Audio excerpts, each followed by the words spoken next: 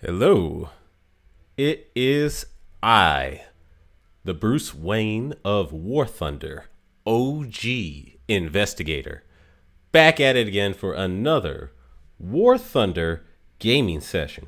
And now, so I am just testing a YouTube stream because I use you know the OBS. I use OBS as a streamer, and I've been always streaming on Twitch, and I never streamed on YouTube.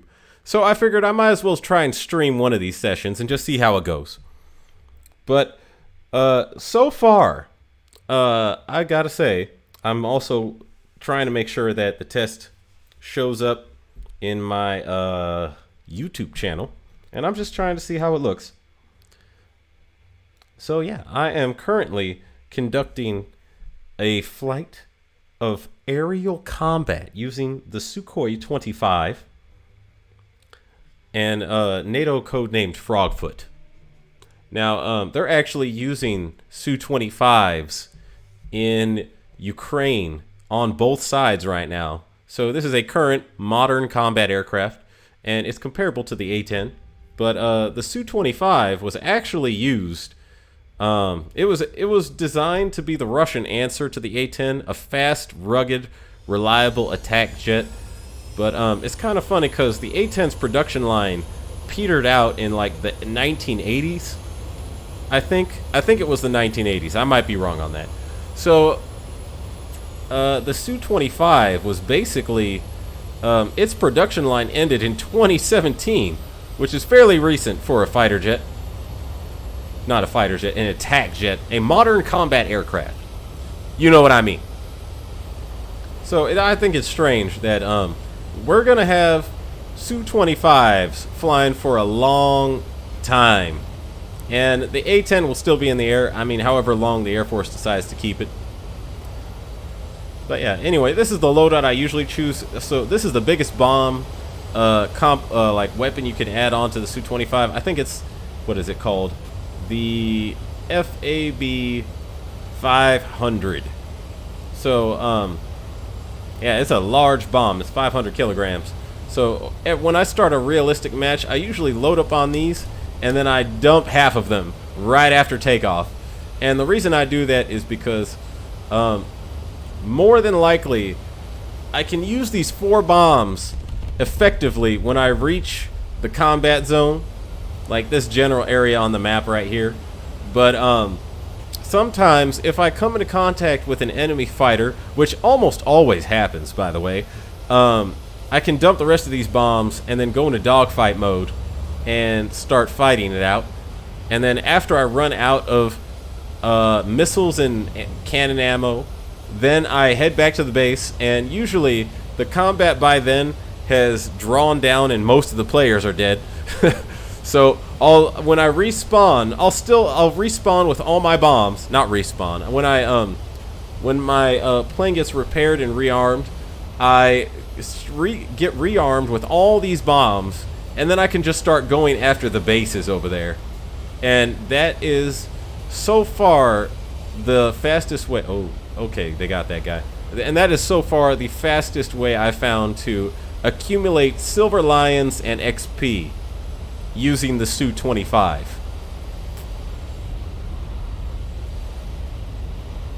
Okay, it looks like that Su-25 might take out that base over there. I think he's got it. I think he's got it. He looks like he got a clear line of sight.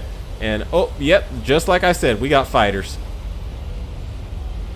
Oh no, he doesn't have enough big bombs to actually do the job. Okay, well, I came prepared. See, this is ideal for how to use the Su-25 to accumulate Silver Lions. All right, now it's time to dogfight, because I have no doubt someone's going to try and jump me while I'm out here.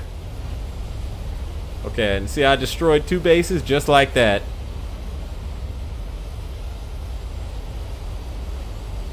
Okay, where did everybody go? I was preparing for a dogfight, and now, oh, here we go. Now we got company. Okay, this guy is the closest, so I'm gonna target him, and oh, crap. I'm gonna target him. If I could just get the missile and let loose. Here we go. Let's see if that does it. Okay, good kill. Good kill. Good kill. Oh, crap. Oh my goodness. I released almost... That missile was close. I had to release almost every flare I had before... Actually, no, I did release every flare I had. Okay, I should probably head back. This is no bueno. This is no bueno. Oh, that's looks like a good missile hit right there. Oh, nope, he released some flares. Alright, let's see if this gets him. Okay, nope, maybe not. Time for the cannon. Damn it. Okay, I'm about to crash. Whew. Situational awareness in this game is very important. Okay, looks like we got him. Yeah, there was 4 guys on that guy. I kind of felt bad for that Harrier we just killed.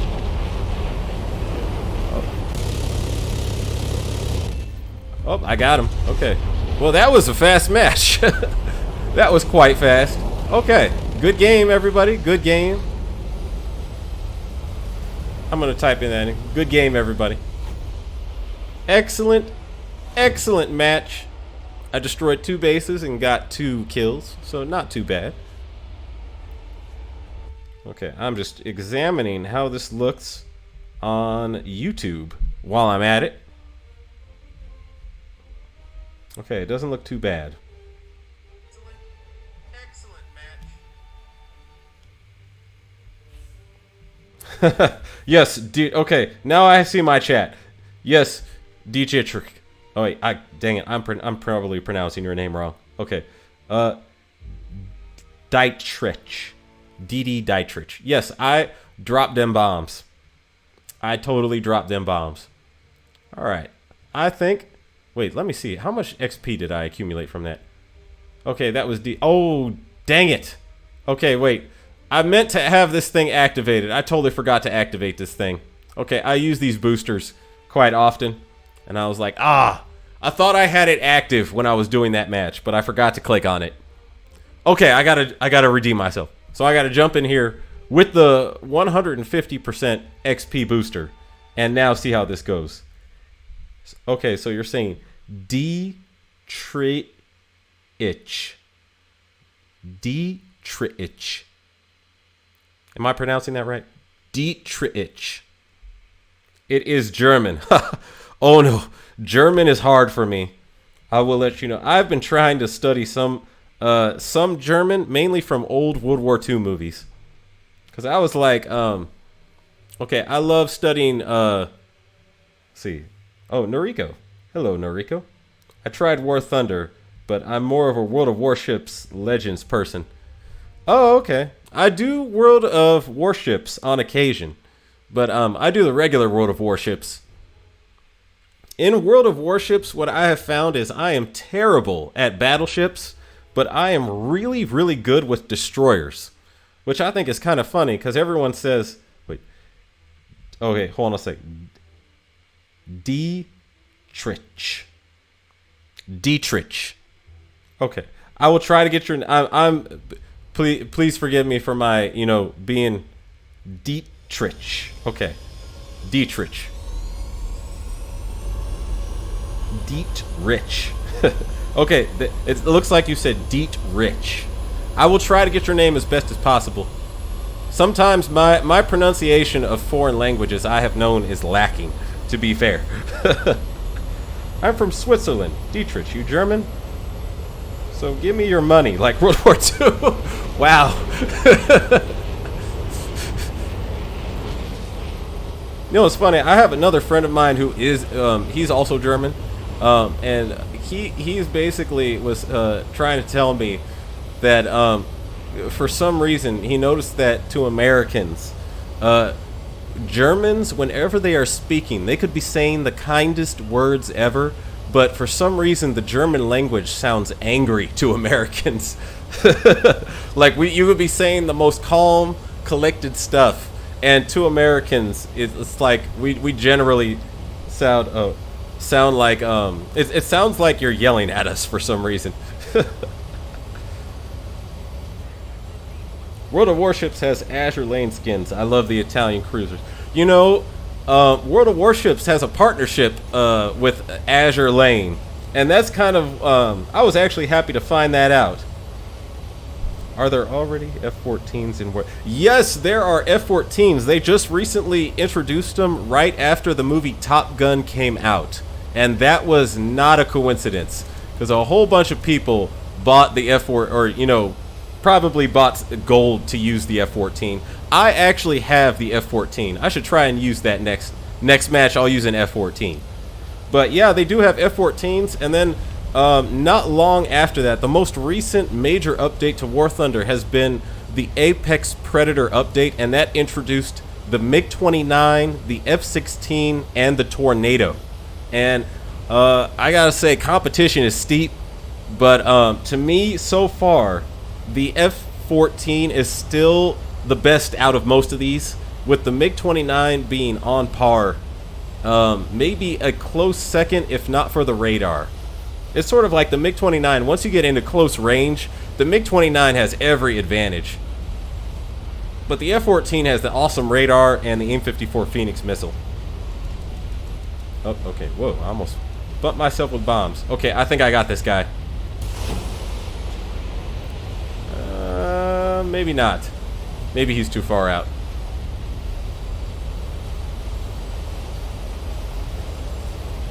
Oh, someone else got him. Dang it. Okay. Oh, this guy's close enough. How are you today? Say hello to Mr. Missile. Oh, crap. Okay, that was... Okay, I'm out of missiles. It's just guns now.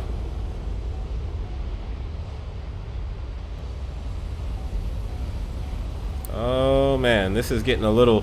Okay, he's after me. He's clearly after me. Got him. You know, what I've noticed is the cannon in the Su-25 is actually probably one of its best weapons. I mean, most of the air-to-air kills you will get will be with the missiles, but this cannon is just brutal. It's not as good as the A-10's cannon, but it's pretty close. The A-10's cannon is the most mean gun in the game. That cannon is just absolutely decimating to like all things in the game. There's probably not a single thing in this game that cannot be killed with the A-10's cannon, except for maybe some of the largest warships. Okay, I'm trying to burn through some of this ammo. Man, they killed everybody. Did they kill everybody? Yeah, my team. It's like one of those matches where you get put on a good team, and then the team is so good, it's hard to get any kills for yourself.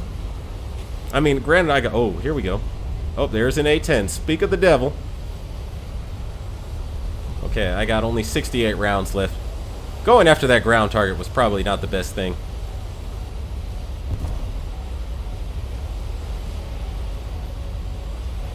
Who has a lock on me? Oh, by the way, yeah, there are ships now in... Oh, crap. Oh, crap. Hold on a second. Oh, shoot, I missed. I only got 9 rounds left. Okay. I don't think I'm gonna get him. I'm gonna see if I can. Ah, dang it. For some reason... Okay, here we go. I gotta get in super close and then make sure my gun is right on him before I unleash all these 9 rounds. Okay, that was not a good shot. Let me see. Okay, I'm gonna go up. Oh, someone got him. And then he crashed in the process of getting him. Well, that was that. Good game, everybody. Okay, let me see what we got written here. Let's see. I saw War Thunder has also a big Navy section now. What's the biggest battleships on there now and future plans? You know, they do have a very big, like, ship section now. I haven't really been sticking to keeping up with the ships, mainly because when it comes to ship combat, I prefer World of Warships. But I do know, actually, I could take a look at it right now, as soon as I get back. But as soon as I get back to the hangar, I could just show you. But I do know that they have a lot of ships included in the game now. I know they included the Cleveland class, and they included a bunch of, like, they are in the World War II section, so to speak. So let me take a look at this. It was an okay match. Let's see. I'll go to USA and I will show you what they have for ships. Okay, so if I go over here to Blue Water Fleet, let me see what they got. USS Porter, USS Pensacola, USS... Yeah, Cleveland's here. USS Brooklyn, Wyoming, and Arizona. So they got up to... they got Alaska. Azure Lane doesn't have Alaska. USS North Dakota. Yeah, it looks like they have the early World War II battleships. And they have some of the late cruisers. They've been obsessing over cruisers. Like, at least World of Warships has. Let me see what Germany's got. Admiral Hipper class. Okay. SMS. Yeah, they have World War I battleships for Germany. Bayern. Okay. Scharnhorst. And they got a World War II battle cruiser.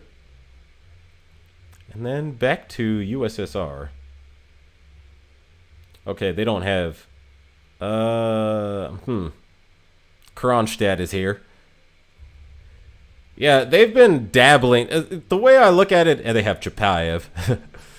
Oh, sorry. I get a laugh out of Chapayev because of Azure Lane for some reason. I don't know. Chapayev and Azure Lane is like a super...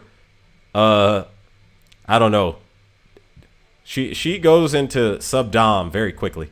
Anyway, so it looks like they introduced quite a few of the World War II ships. It looks like they're in the early stages of World War II. And actually, wait, I did say I was going to do the F-14, didn't I? Okay, here we go. This is the F-14.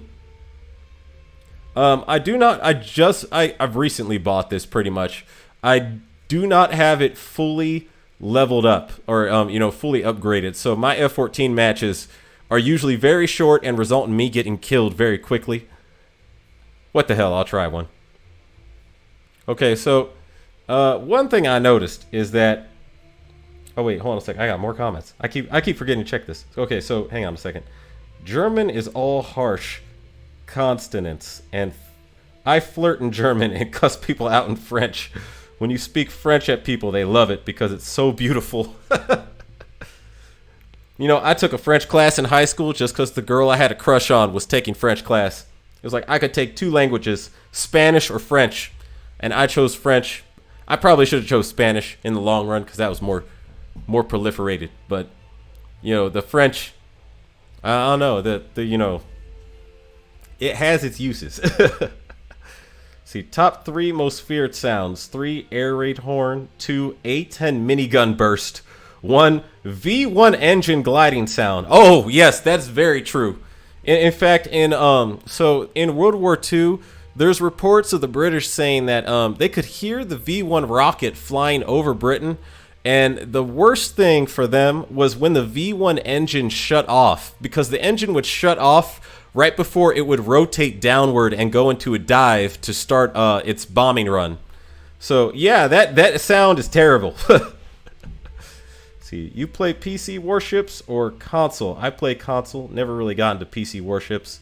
Also, console has more Clevelands. Okay, so I play PC. I do not have... Okay, my console... I don't have a console right now, actually. I've been mostly doing almost exclusively PC. But I did have I did do World of Warships Blitz on my iPad for a while, but I am more of a PC person. Let's see, which Harriers do they have on the planes? Oh, actually, I could show you that. Hold on a sec. I'm going to cancel this. So they actually have quite a few Harriers. So here's the Harriers they have. And hello there, Alexander Zivkovich. So here's the Harriers they have. They have the... Wait a second. I think I skipped. Oh, wait, so they have the Marine Corps Aviate-C, and they also have... Let me scroll up here. The Aviate-A. And then if you go... So they have the Marine Harriers, and then if you go to the British flight line, they also have... I'm going to scroll down here and show you. So they have the Harrier GR1, and then they have the Harrier GR3. and the Harrier GR7, which I think is the best Harrier in the game as of now. The GR7 really is top notch. I'm waiting for them to introduce the AV-8B, the top notch Marine Corps Harrier. That's the one I really want. I'm biased though. Says, ha ha ha. That is such a French thing to do. Me, I have noticed this. I've noticed for some reason, the French, like, for universally, the French language sounds beautiful to most ears. And what I have noticed, okay, I'm joining the game session. You're about to see me try an F-14 match when I am virtually stock, which is ugly. I gotta say, this is some of the most ugly playing in this game. The most ugly matches is when you are trying to play the top tier fighter jets in air realistic battles and you are stock. This is the worst. This is just the worst because everyone has, you know, radar guided missiles, good missiles, and you start off with these kind of weak heat seeking missiles. And then on top of that, okay, here we go. I'm going to start off with Afterburner. I got to say, the F-14 is a beautiful aircraft.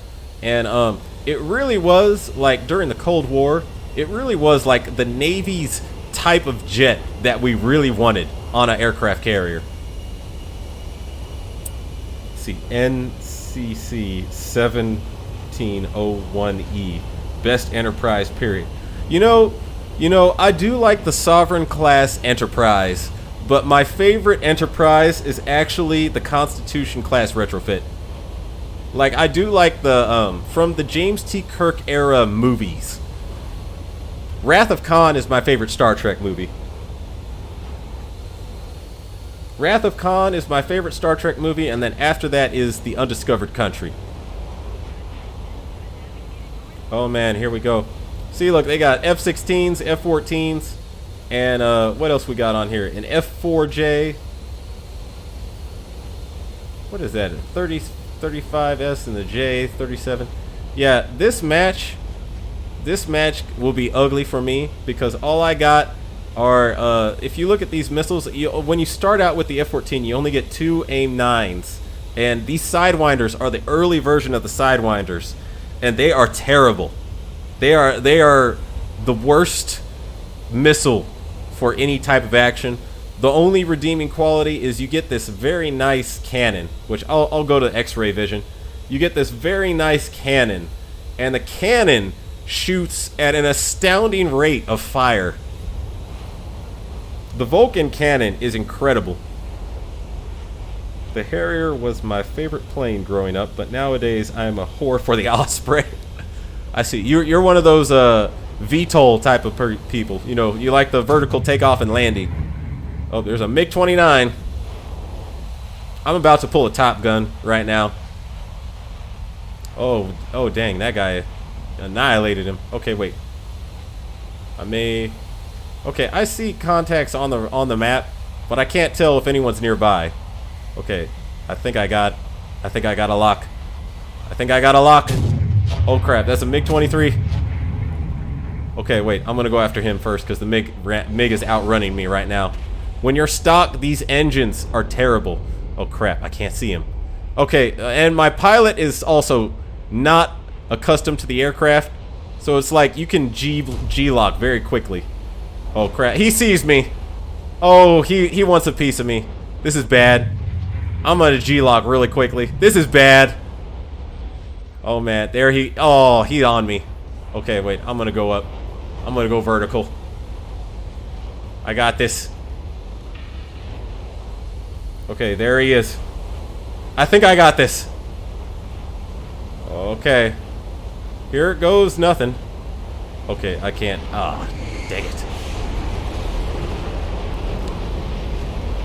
Okay, I'm gonna cut my throttle just a bit here so I can stay behind him. Oh, that was close.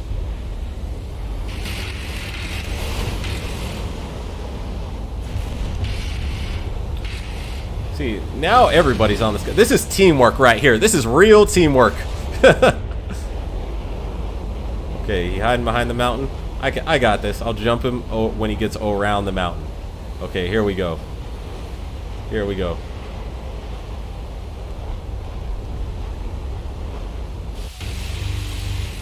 Oh, that was close. Okay, wait. Cannot G-lock.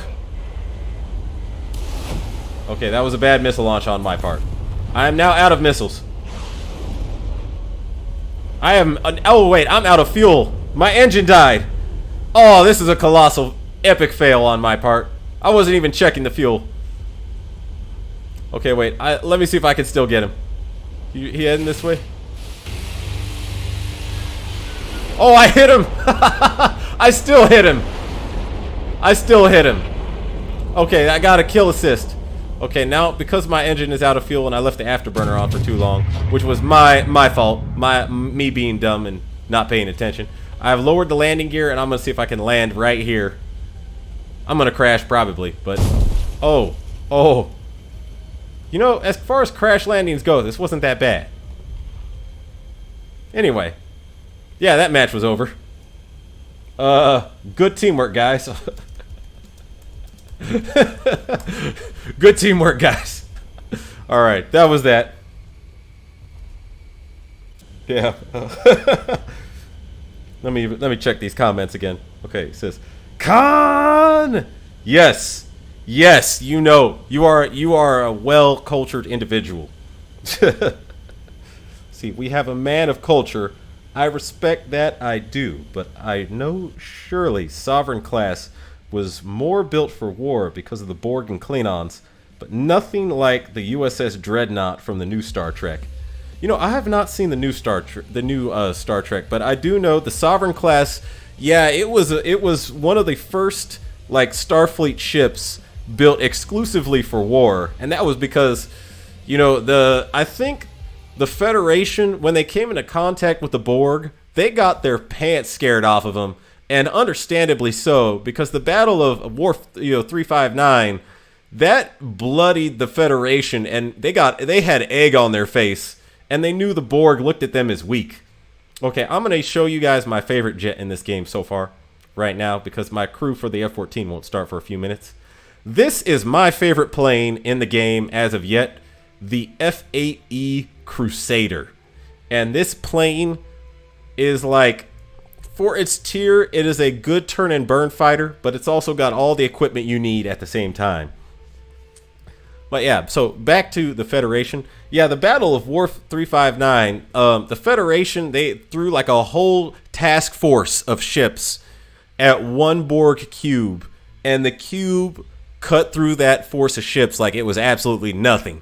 It basically woke them up, because like the Federation was like, man, maybe we should start building ships for war again, like, you know, we used to 500,000 years ago or so.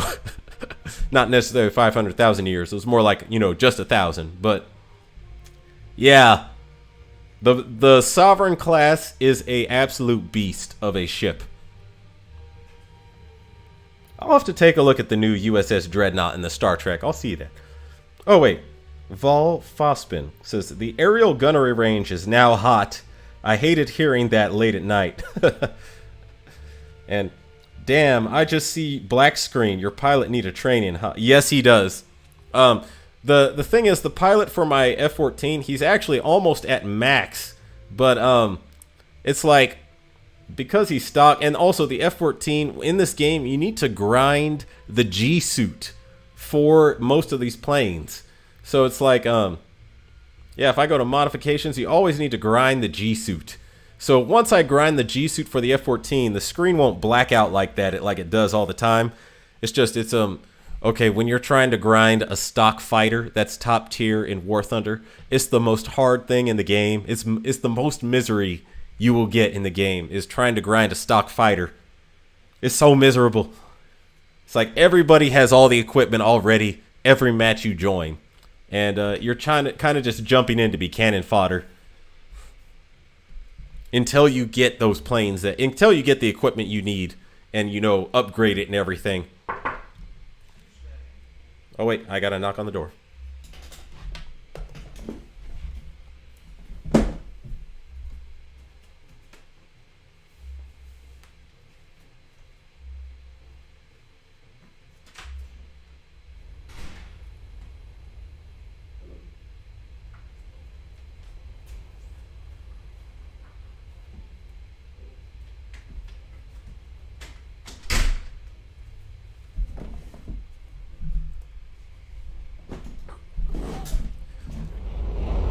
Okay, I had a knock on the door from one of my neighbors, and I'm curious if that guy was actually trying to tell me to shut up. But he left when I opened the door, so I think he was trying to tell me to pipe down. So my voice will go down just a tad bit until I, get back to my, proper filming location. This is all just a test, mind you. Okay, let's see. I have taken off, and let me see what's we got here. Let's see. Noriko. Oh, wait. Damn, I see your black screen. Oh, no, wait. I read that already. Okay. I have to say, I like the new Khan, Benedict Cumberbatch, as he screamed Khan instead of Kirk.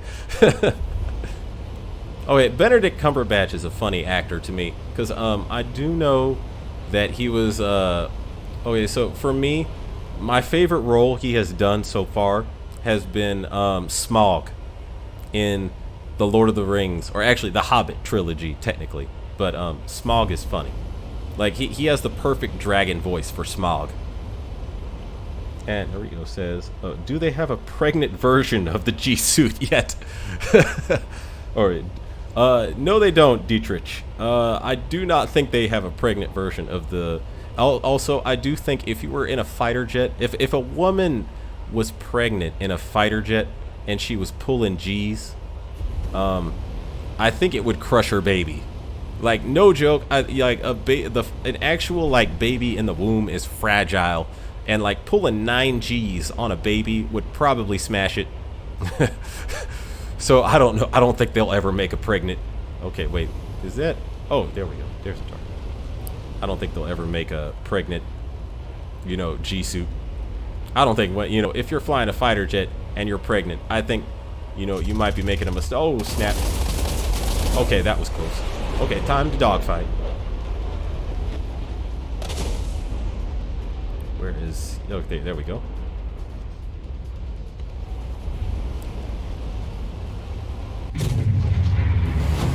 Okay, let's see if that gets him.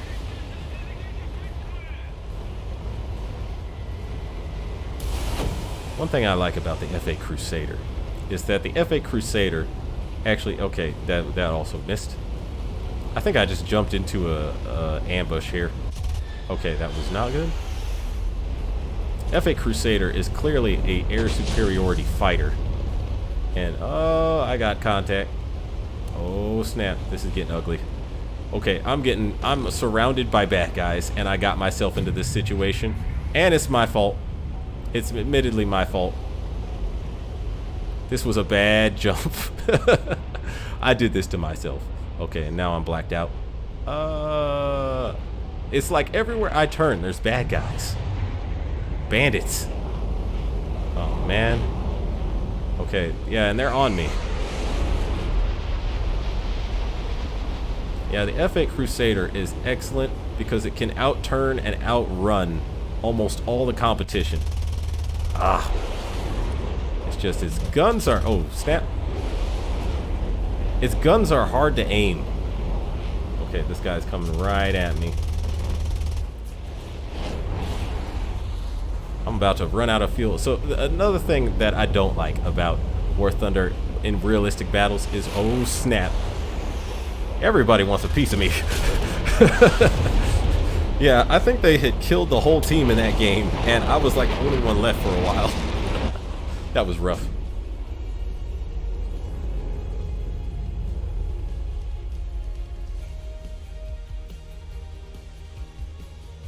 Let's see.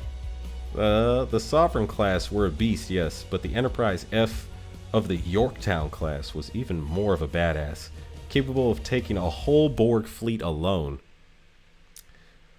Dang, I did not... Okay, so I have not really looked at a lot of the Enterprise variants after the E version, but I do remember seeing like some images of like the F, and like that. I remember thinking, I wonder what they put on that. I really wonder what they put on that. Okay, hang on a sec. I think I'm going to do ground battles, because this is what I've been really trying to grind right here. Is I am only on my Yak 15.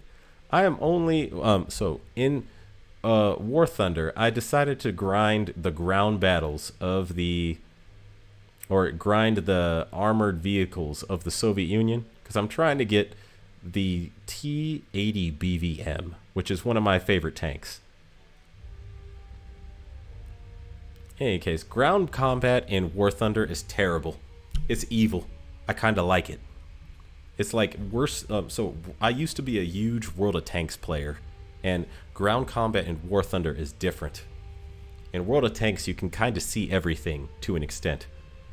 In War Thunder, there's none of that. Some guy could be hiding in a bush, 200 meters away from you, and just shoot you like a sniper. All right, so the new Star Trek movies, in my opinion, are great spectacles of movies, but lack the substance the older movies had. Yes, I agree with you. Because, I did like the first new Star Trek movie with Chris Pine as Captain Kirk in it. But the second one and everyone after that seemed to fall off a cliff to me.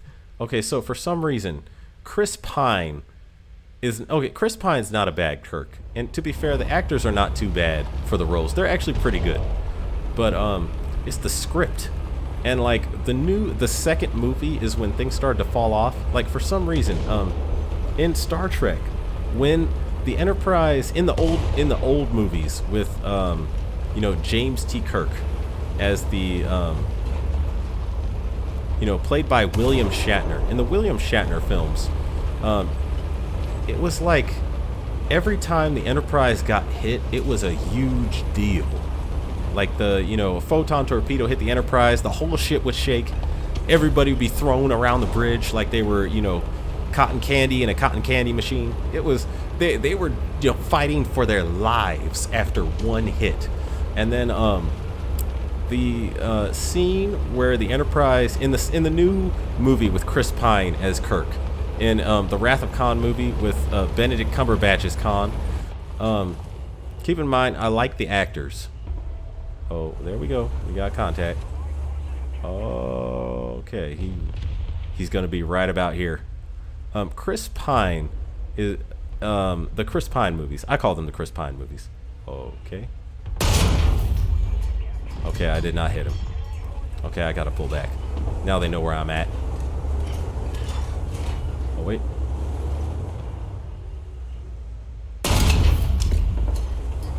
Oh, he knows where I'm at. This is bad. Oh, I got him. Okay, good shot. Good kill. I know there's someone down here, though. Because someone dropped that smoke grenade, and now I can't see. Okay. Anyway, it feels like the new Chris Pine movies, they feel like cheap action films compared to the old movies. The old Star Trek movies with William Shatner as James T. Kirk, they made you think. Like, they had very critical it was all about critical thought and what was the best approach to these very certain situations that how to deal with. Oh, here we go. I got the drop on him. Good kill. By the way, the T-44 is an excellent tank in both War Thunder and World of Tanks. This is my favorite tank.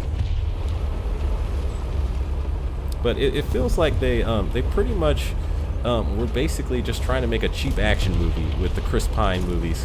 Whereas even Khan in the Chris Pine movies played by Benedict Cumberbatch, because I like Benedict Cumberbatch as an actor, but Khan is like this. Oh my goodness! Someone shot me. Someone shot me and they got me good. Okay, my turret is out. Ah, crap. And they are over there somewhere. Okay, that's my guy. See, this is this is why War Thunder ground battles are brutal. You can't see hardly anything. Oh, my computer's messing. Okay, now we're back. Oh, and a bomb land. Oh, that was it. That was my ass. That was it. Oh, okay. That guy. I need to get that guy back. As soon as I can get that guy back, I will. But yeah, like oh wait, so see, I always question why people don't like Wesley Crusher in Star Trek. Wesley Crusher, the resident Mary Sue. Wesley Crusher is oh wait. So before that, it says because can't say or BC can't say penguin, and I love it. If BC has a cameo, I might get him to say something about penguins in the Smaug voice. Yeah, Benedict Cumberbatch had the best voice for Smaug, and Smaug is the best dragon I've ever seen put to film. Like, Smaug would eat the dragons from Game of Thrones. Like, all of Daenerys Targaryens, he'd eat them in one bite. Except for maybe 2 bites for Drogon. But I was gonna say, yeah, like the old Star Trek films, they made you actually ask moral questions. Because there was like this moral question of, I remember with the Genesis Project in the second movie, Wrath of Khan, they were actually asking questions like, you know, the idea of a weapon or a system that could bring life to a planet. They were asking questions like, you know, should we bring life to this planet? What if it turns out badly? You know, is this worth killing ourselves over? The new movie, it was kind of like, you know, evil Starfleet trying to. Oh, I got shot. I got shot from that direction. Okay, wait. I am. Okay. Let me see. Actually, I don't even have this cap. Someone is guarding the cap. That's why they're shooting at me. That makes more sense. Okay. Let me see. Oh man, they're either over there or they are over there. I'm gonna start trying to cap. Maybe I'll draw them out. Oh, I got a friend here. Okay. This will be interesting.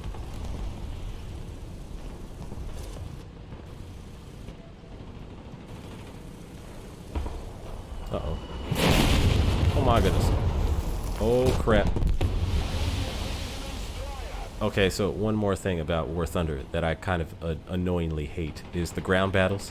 You will always have, at least I captured the zone, you will always have, oh my goodness.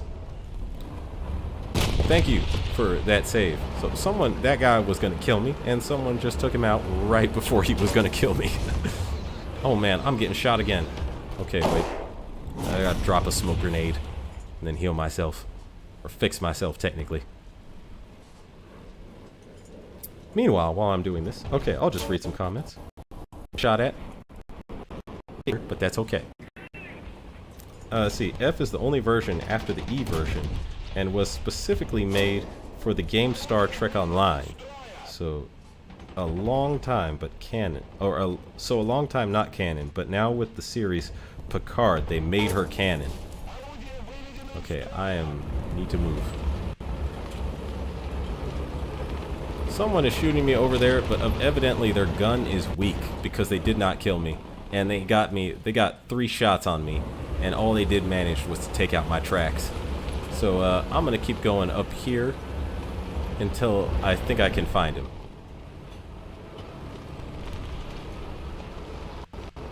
Oh crap, my laptop is messing. Dang it. Okay, wait, here we go. Here we go. I'm gonna do a heat test on okay, my laptop's heat is acceptable.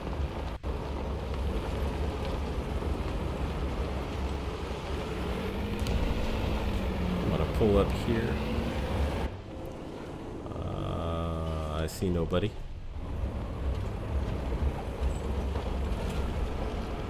But it actually means someone should be coming up this route, because this is the route to the cap and we have the cap. So someone should be coming up here. I'm like, it's almost guaranteed someone's gonna come up here. Oh, and there is someone up there shooting. Which means I should go take a look. Ah, dang it. My lag is... Okay, wait. I don't know what is the deal with my lag.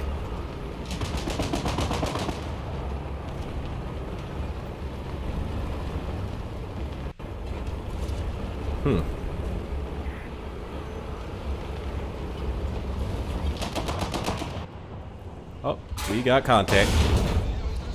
Oh, damn. Okay. I did not kill him.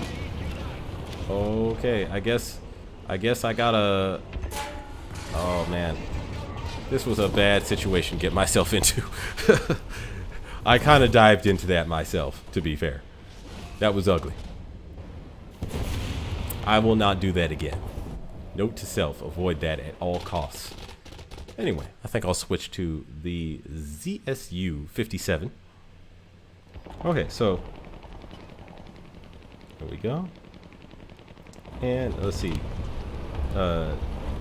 Dietrich says, yeah, there is no real sense of gravity in the Pine movies compared to the other Star Trek media. I agree there. Yeah, there's no real sense of that.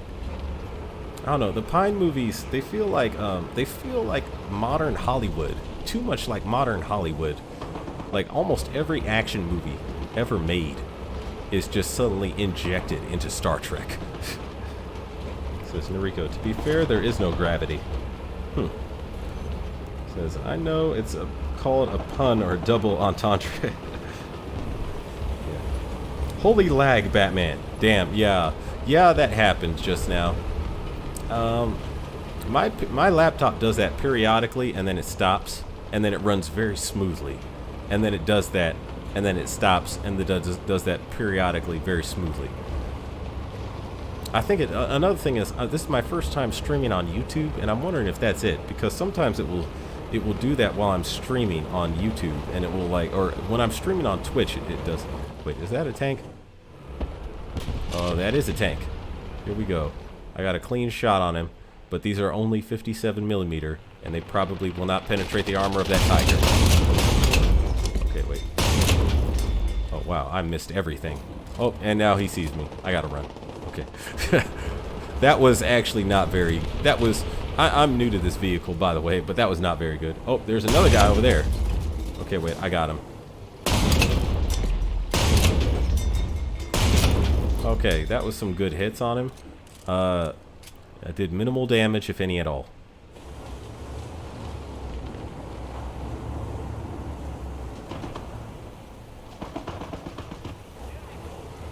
Someone capped, so someone is clearly much closer. Oh, crap. Oh, you son of a gun.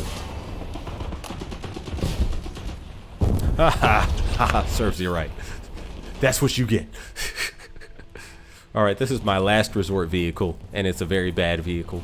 But, so this is actually 3 whole tiers under this match. But what I have found is I keep this vehicle because it's actually one of the best anti-air vehicles in the game for the early tier. And the Soviet Union, for some reason, doesn't have any better anti-vehicles for this, after this, besides the ZSU and one other gun. Okay, I think I can find... Oh my goodness, what's going on here? That's my guy. Oh crap! So no one is on my side of the map. I should turn back and run. This is not good.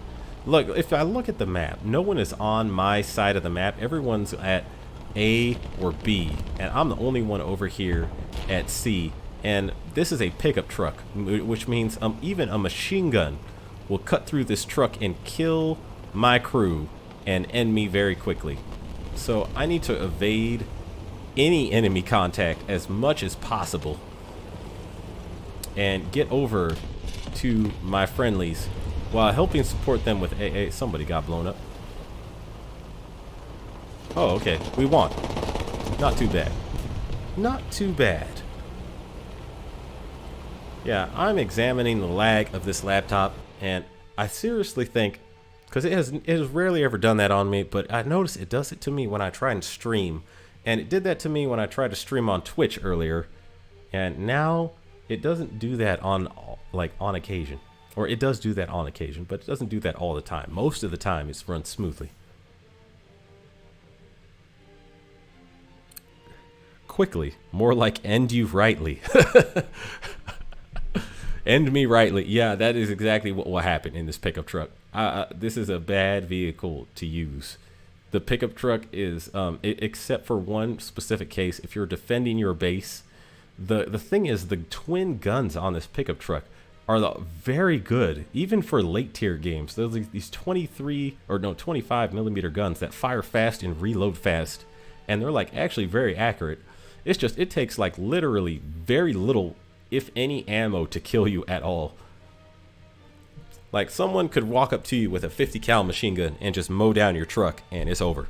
It's game over at that point. That would be terrible. Okay, I'm gonna try one more ground battle. I think I could get this because right now when I'm grinding the ground when I'm grinding the ground vehicles in War Thunder, I am trying my damnedest to get the T-64B, because that is the first like super modern tank. They're actually using T-64Bs on both sides in the Ukraine war right now, and the T-64B has an autoloader, and it's one of the few tanks in this game that does. And the autoloaders in this game are actually pretty fun to use. What is that? Oh, that's an artillery gun. Okay.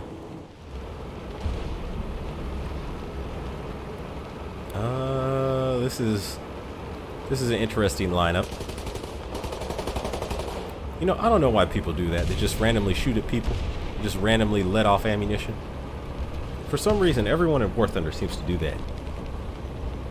By the way, I don't know if Dietrich, I don't know if you played or fought in HEMA or know what HEMA is, but if you heard the term "end him rightly," it was like famous in HEMA, or you know, historical European martial arts. And if for some reason it's like in these medieval documents, an actual sword master or master of arms, he wrote in a sword manual that you could end a man rightly by unscrewing the pommel of your sword off and throwing it at the enemy's head, which I thought was funny.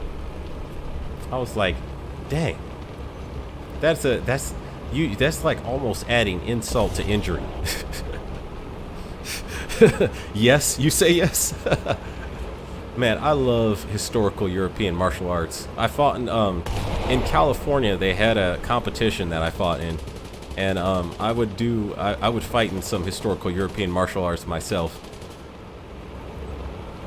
Let's see, I just say it. Leopard 2A, the thank you need in War Thunder. German tank is best. Okay, so I have not grinded the German Leopard line yet, but what I am working on is the Leopard 2PL, which is a Polish variant of the Leopard that I would like to get, but it's a squad vehicle, so you grind it differently. I have heard good things about the Leopard in this game, though. Like, there's a bunch of people saying that the Leopard is best. There's some people saying that it's comparable to the Abrams, and the Abrams is pretty good in this game. And then also the T80 BVM is an exceptionally good. Oh, this is a open field. Hold on a second. Actually, this could end very badly for me if I just jump out there. I do not see any enemies, which makes me even more nervous because I know we all just spawned and there should be enemies right in front of me somewhere. I'm not going over that road right there. Looks like they found some enemy contacts that way.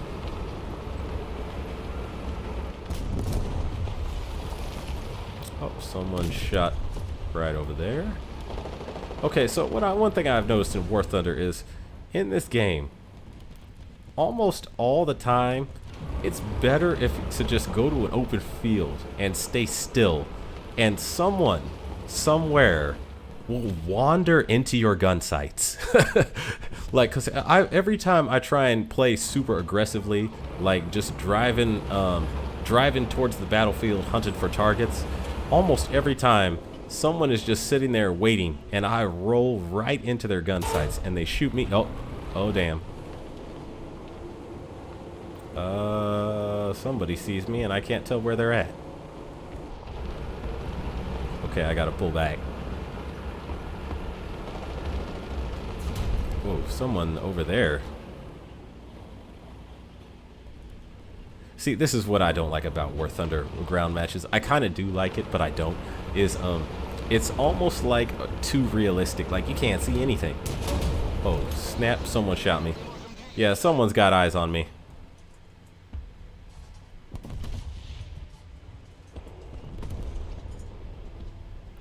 I'm gonna see if I can see when they shoot at me next. Okay, so they're over there. Okay, I don't know what that shape is, but I'm gonna shoot at it.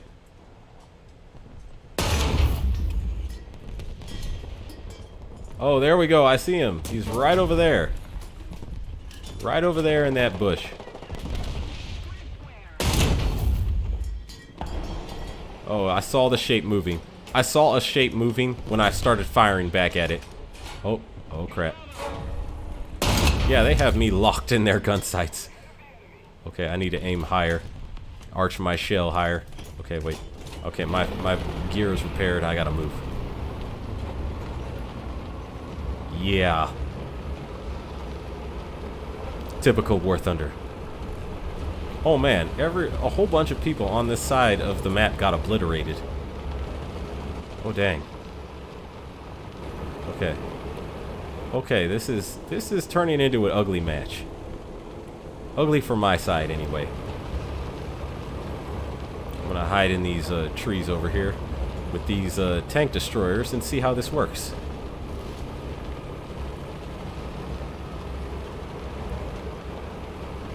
Oh, he's leaving. Ah, dang it. Okay, I hate knocking over a tree. Because when you knock over a tree, everybody can see it. It's like everybody can see it from a distance. And then they're like, oh, let's look over at that direction and see what we can shoot. And almost all the time they're going to shoot. Okay, I'm going to do something dangerous. I'm going to run into the open field now.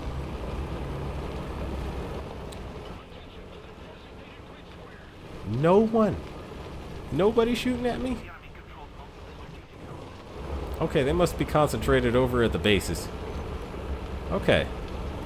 Well, never mind then. Cap points, I mean, not bases. Cap points.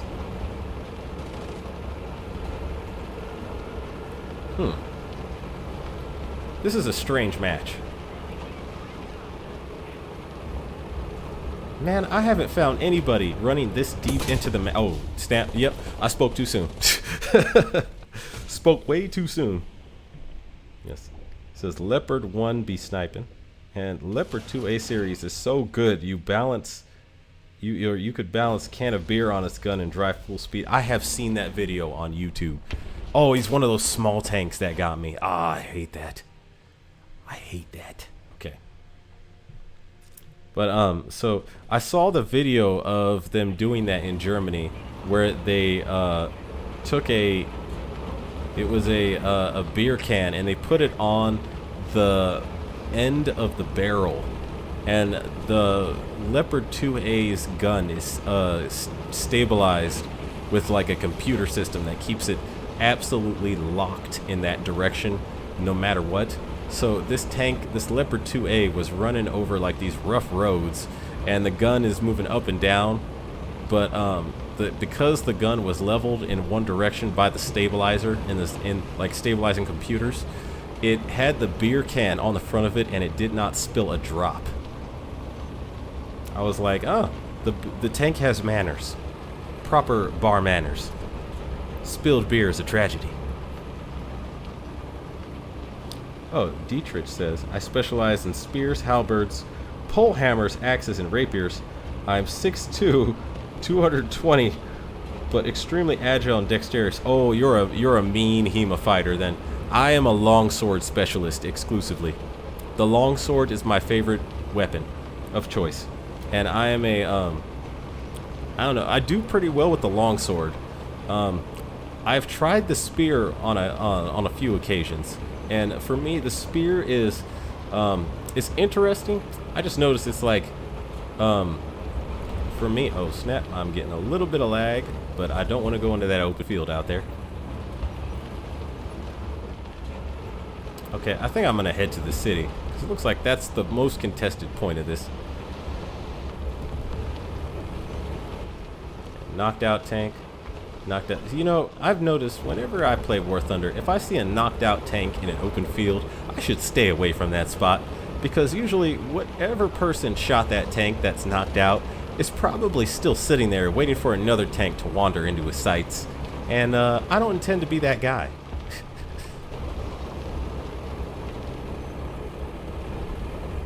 I was like, no thank you, sir. I think I'm just gonna wander into the shade of these trees, and I see rounds flying somewhere, and I can't tell where they're coming from. Oh, I see one of my guys over there in the bushes. Okay, let me see the map. Okay. Wait, he's shooting at... Somebody was over there. Okay, I think I know what to do. So the Leopard 2 uses bird head technology. Bird head I have not heard it I've not heard it called that before.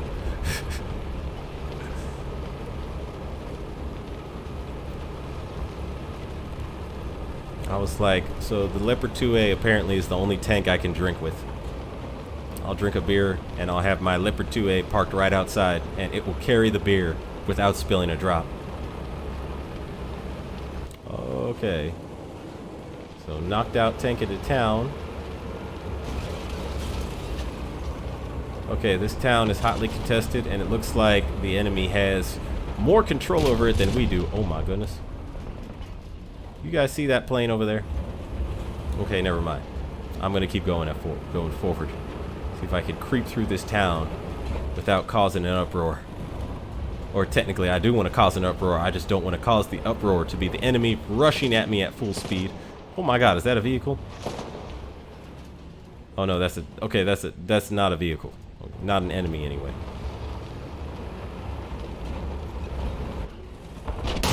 Oh crap. Okay. He shot at me, he did not hit me. I hit him and did 0 damage.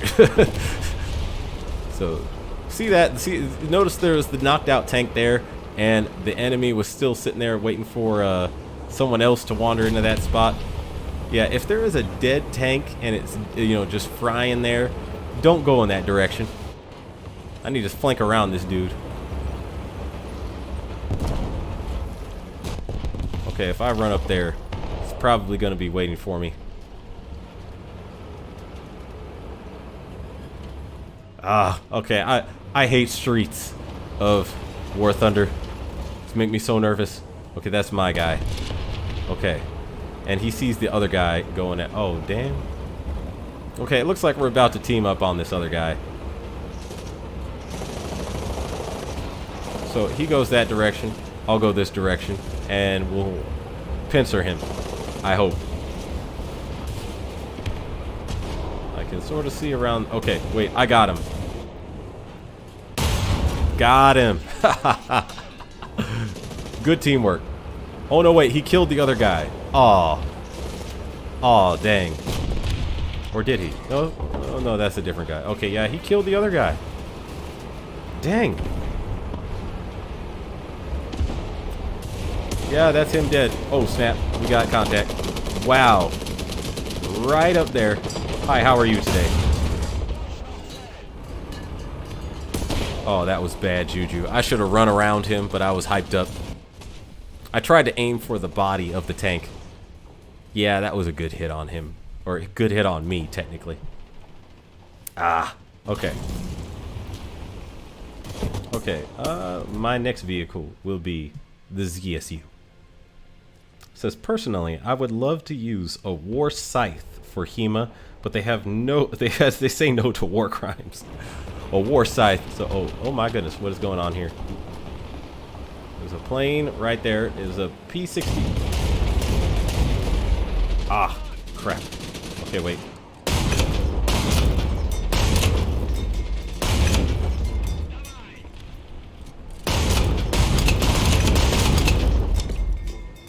Crap. Okay, he's dead, but someone else got him. Dang it. Yeah, a war scythe. Yeah, war crimes.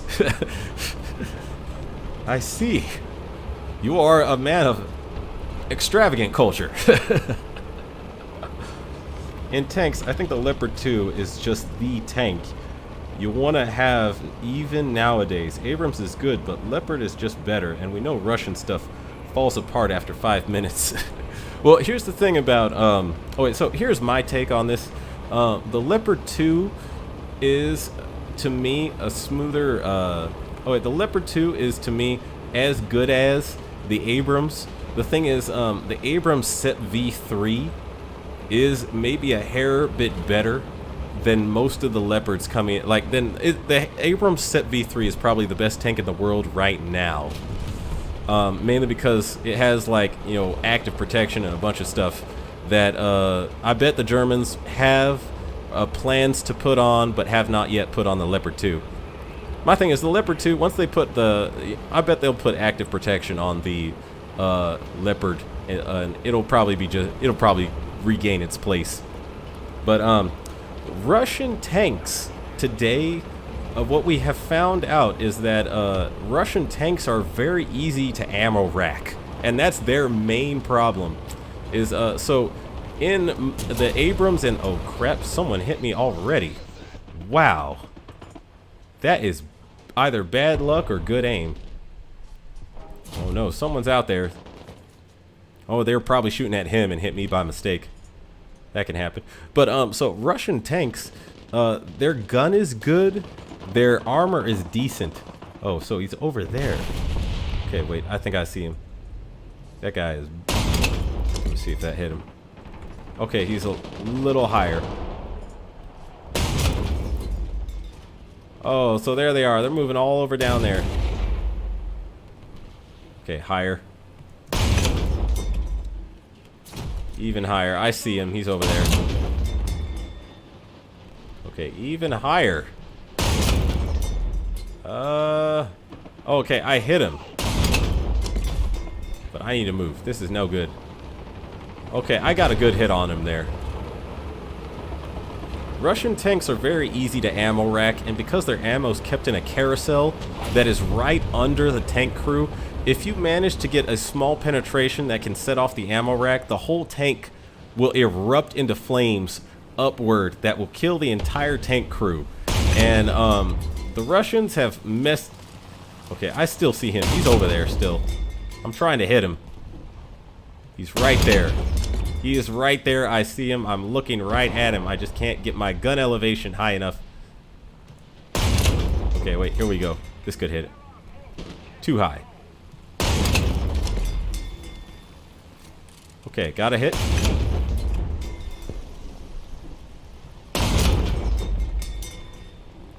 Okay, got another hit.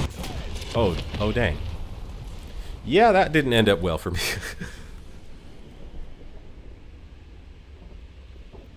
So yeah, so that was actually a very good hit he got on me right there. Like, I can't be mad at that.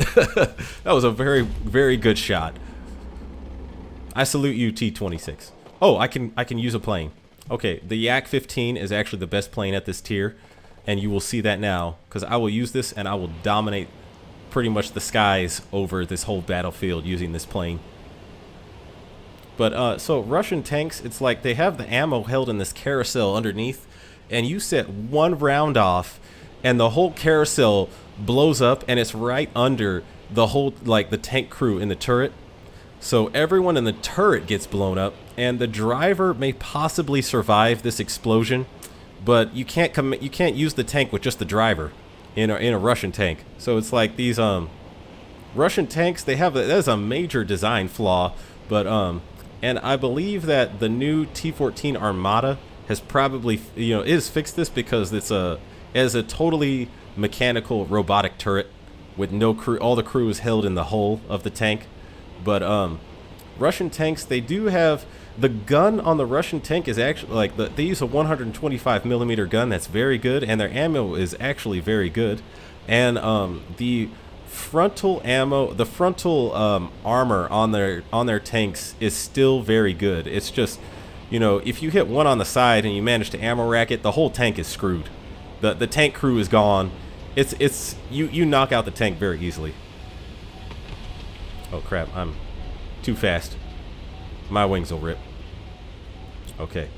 Let me see. I see no enemy planes, which is disappointing because that's exactly what I was hoping to find. So I'm gonna strafe somebody. Oh, I can get this guy.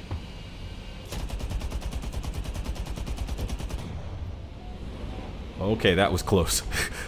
Okay, I tracked him. I'm gonna have to get him from a higher angle. See if I can hit the soft armor, because he's trying to cap this base right now, and it looks like he's gonna get it. Okay.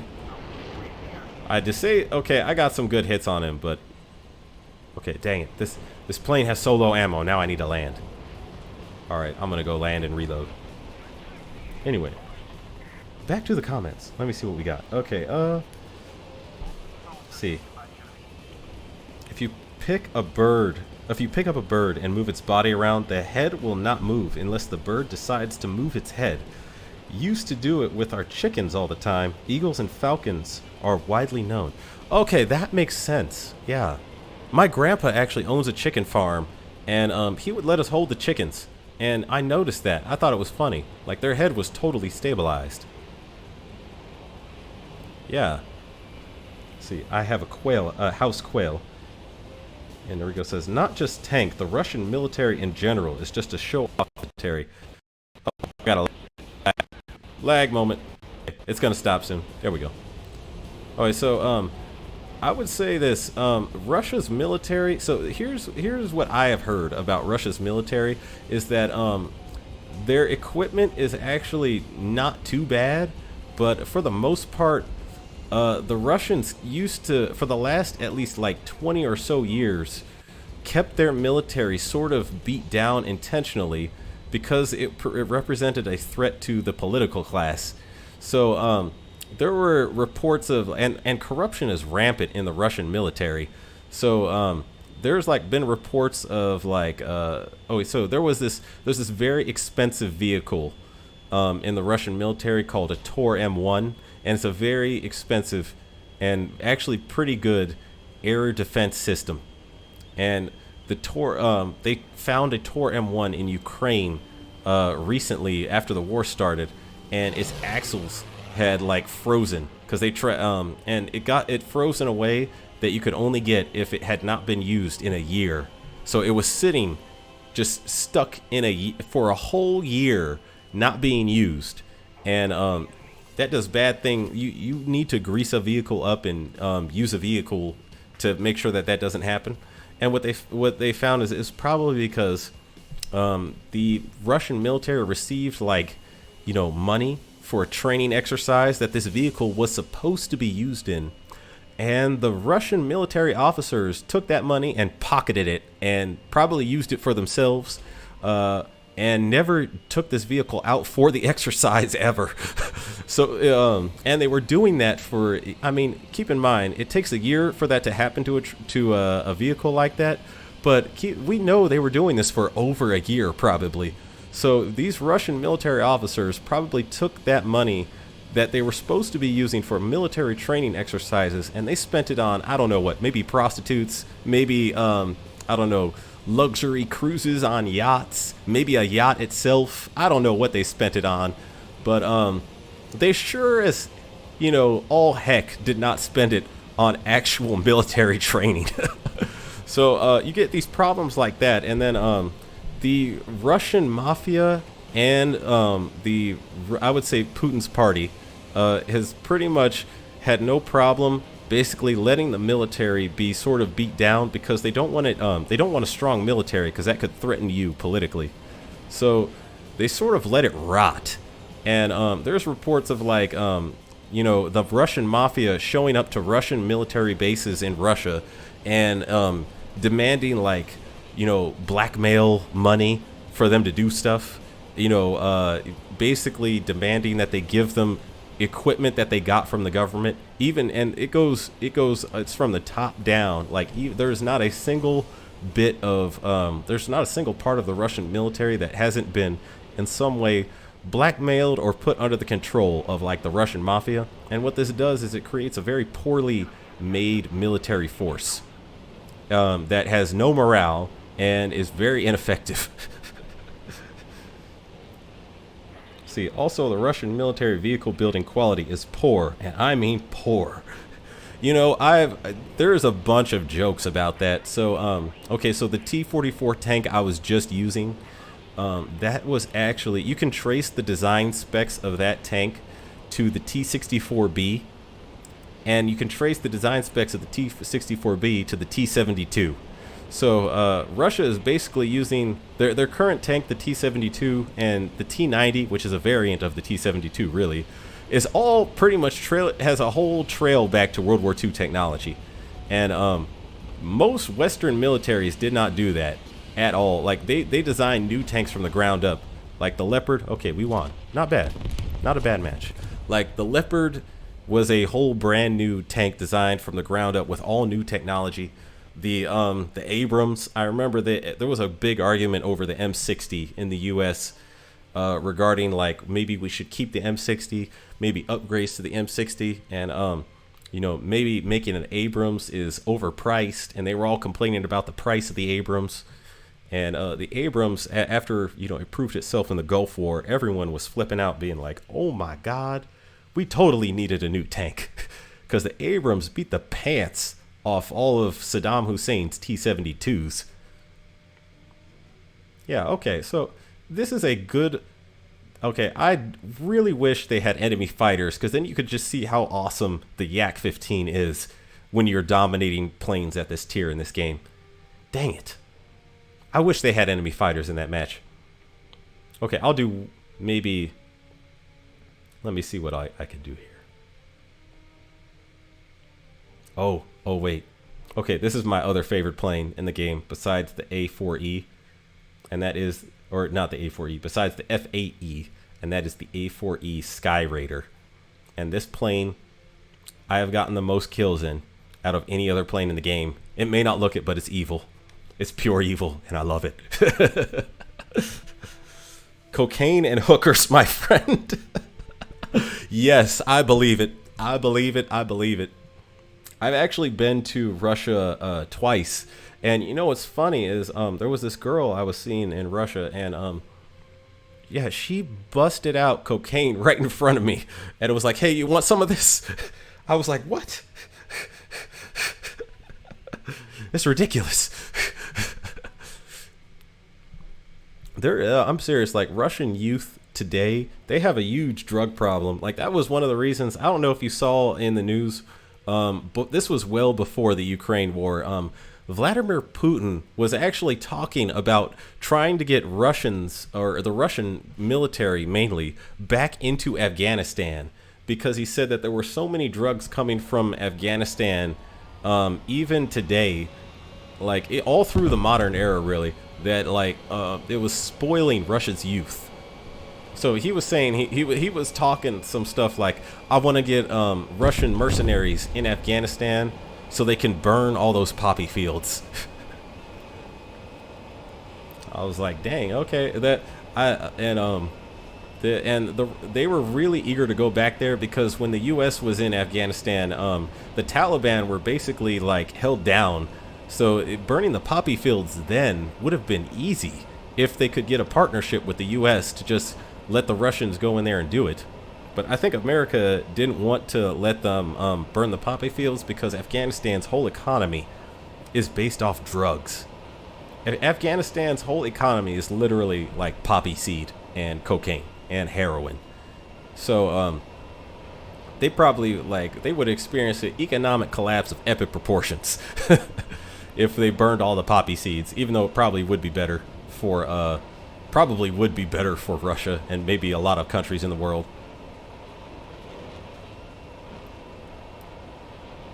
He said they don't care. I will say this: in Russia, it's sort of like, unless you have power, you're the only one who gets to decide who cares. And most of the people that have power, it's like Putin's political class, mafia, and Russian central banks, which are pretty much, they are on their knees, begging for their lives whenever it comes to, like, you know, talking to Vladimir Putin or the mafia. So it's sort of like they have power, but more so over... okay, so one of my friends from Russia, I was asking him, like, why he doesn't open a like because he was talking about opening a business with a gym, and he wanted to purchase this small building. So he wanted to make his own gym, and purchase this like space in this small building for the gym. And he said he had enough money to buy it, and I was like, okay, so why don't you do it? And he said that, and this was in Moscow, by the way. He said that in order to get approval for the purchase, you need approval from the Russian mafia, and you have to pay them. And you pay them like a decent amount. Oh, wait, I think I could get him. Okay, that was not... Oh, my goodness, I might crash. Okay, that was... it was worth a shot, but not good. Okay, so he said, yeah, you have to pay the Russian mafia, and their prices vary, but usually it's sort of like, if they like you, they'll give you a decent price. If they don't, you're SOL. I was like, dang. So, all business answers to the mafia. Okay, I nailed him a little bit. See, the A4 is just so maneuverable in this game. It may not be fast. I think I can shoot him here. Okay, I hit him. I hit him again. Oh, crap. I almost hit my wingman. Or my friend. Okay, that's too close for missiles. Okay, I'll just gun him. Actually, he might be dead. Yeah, he's going down. I'll just let him crash. Okay, the MiG-19 is actually the most feared. Yeah, I got him. The MiG-19 is a mean turn and burn fighter in this game, and I was surprised at how good it is. MiG-19 is one of the few planes I will actively try to avoid in a dogfight in this game. Oh my goodness. I didn't even see that guy.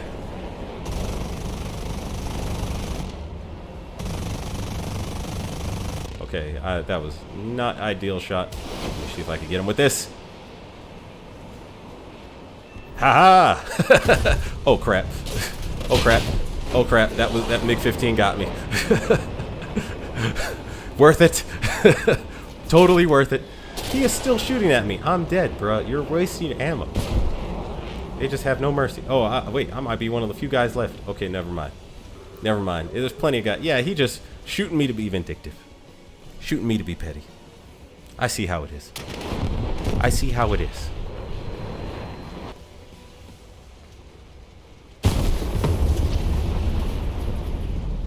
Okay, not too bad.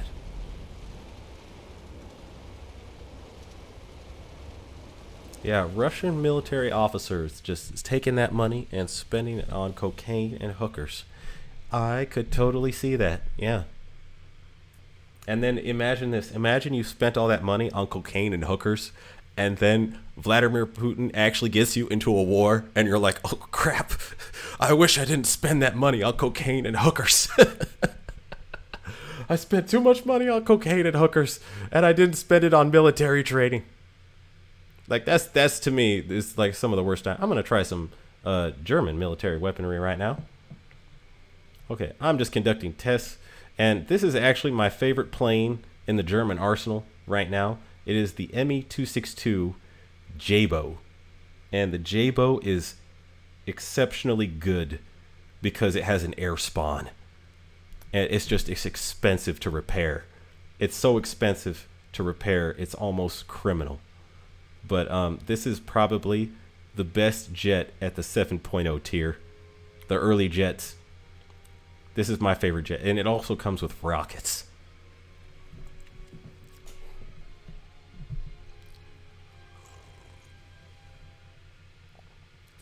I'm also drinking a small glass of champagne right now. I had an empty glass, or half empty glass of champagne. I was like, I need to get rid of this.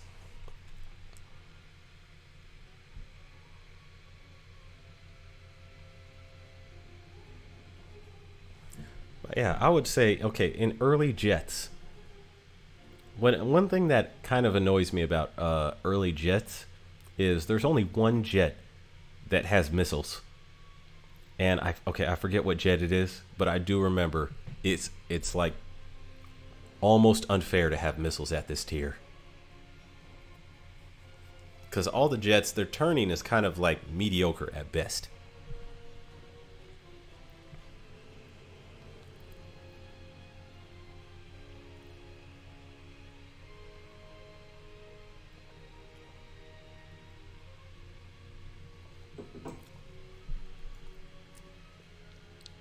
Let me see.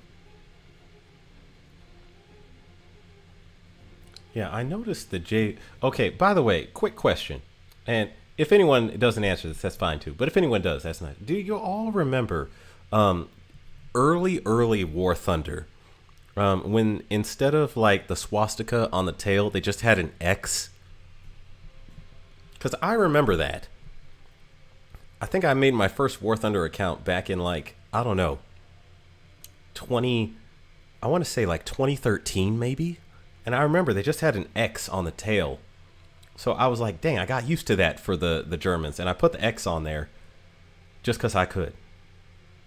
But I'm thinking of removing it because someone said like, there was a meme going around saying that anyone who puts the X on the German tail is like, suspicious. And I'm like, oh, really? I didn't know that was a thing going on. I just remember they had it there when I was, playing it. Dude, he says, oh, wait. Says, I beta tested way back. I said, dude, that was like 2014. Wait, Dietrich says, but I don't remember. Okay. So, yeah, okay. So I'm not the only one. I remember they had an X on the tail of all of the World War II German planes, and I got used to it. So keep in mind, I put down War Thunder for a while because I made my first account in like 2013, and then I stopped playing because I got like super busy and everything. And I picked it up again, I picked it up again during the pandemic, really. So like the pandemic hit, and I was working from home. So I had all this like kind of spare time, and I was like, oh man, I'll just play FBI open up. So it's never really played War Thunder. Oh, Noriko, you're missing out on a great game. War Thunder is one of the best like combat simulation online games that there is.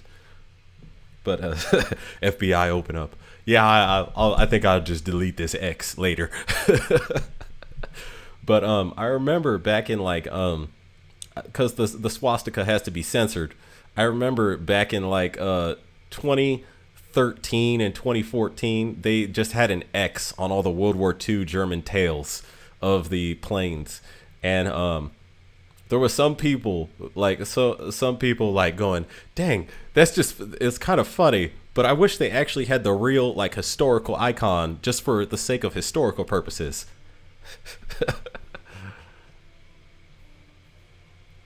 This is a long load for a match. Usually, the worst load I've had was 10 minutes. Like I hit, it was like one of the okay, for some reason, I think there was a major soccer game, or actually for you Europeans, it's football. There was a major football game going on, and and I don't remember what it was, but I clicked load, and it lasted 10 minutes. I was like, I don't know what game this is, but this is ridiculous. Where are all my War Thunder players? You guys watch football too? Okay. War Thunder is one of the best time sinks out there. No doubt. I have probably said worst load I've had. Okay, pause. Good point. Good point. Pause. I'm going to put a pause after that. I meant loading times. Good catch there. Pause. Okay. Worst loading times. Dang it. One time, the worst the worst unintentional double entendre I've ever said was one time I was sitting this was at my college, and I went to a military school, and we had these like they would actually give us food at these like little so basically I wanted a cup of noodles, and they would give us a cup of coffee, or we could get a cup of coffee. But I found that if you had the cup of the little paper cup that they would give you the coffee in, if you just got one of those like ramen noodles that was like 25 cents, if you broke it in half, you could stuff it in the cup of coffee and just pour hot water in it, and you could eat it straight from the coffee cup, which was incredibly, it was a good snack to have on the go. So I was sitting around with my friends, and I broke the ramen noodles and I stuffed it in the cup of coffee, and they were looking at me like, wait, that works? And I was like, yeah, like obviously not when it's dry, but when you pour in some hot water and you have to like stuff it in, and they're all looking at me like, and I was like, okay, that's what she said. I caught myself. I caught myself.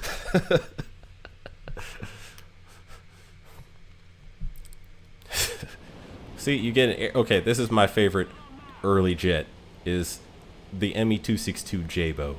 See, you get an early spawn, so I started way ahead of everybody else, but it performs just like the regular ME262, which is incredibly good. Unless you run into an F-84. If you run into an F-84 at this tier, it's game over. But, I mean, for most of the planes in this game, it's pretty good. Oh, hello, Daniel's YT. Says, it is looped. Says, good catch when talking about loads. Damn it. Okay, good catch. That's what she said. Or, pause. Yeah, I need to work on that. Dang it. Says, let's see, Nariko. I don't know. I hate playing a game like War Thunder alone, so I never played it games to play alone. Let's see, is Star Trek Online or Kerbal Space 2 or Hogwarts Legacy? I've been meaning to buy Hogwarts Legacy. I've been meaning to buy that. Actually, I probably will buy that very soon. But I want to play Hogwarts Legacy because I heard. Okay, there's an. Oh, that's a prime target for me. Okay. AH-1 Sky Raider is a prime good target if you are. Oh, there's another. Oh, okay. I guess we got a whole bunch of other early spawns out here. I got some competition to play with. But I heard good things about Hogwarts Legacy, and I think we got. Okay, that was actually a good shot. Okay, I got to turn my engine off because it's on fire. Oh crap. Okay, that was actually a not so good shot. Oh my goodness. Okay, I'm trying to evade him. This is not going well for me.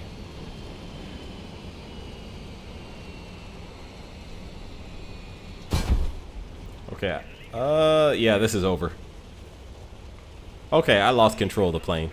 It's over. That was not a good match, but I'm gonna try that. Let's see. What else is it? I need to work on that. That's what she said. Dang it. He said, that's a prime target for me. That's what she said. I have some competition to play with. That's what she said. Oh, man. Oh, man. I need to watch myself. Yeah, see, you can't say that's what she said. Actually, in a certain context, you could say that's what she said for that. In a certain context, you could say that. Okay, I need to watch my words carefully. There we go. There we go. Okay, that was a bad match for the J-Bo, so I'm going to try one more of these. I'm going to try another one of these.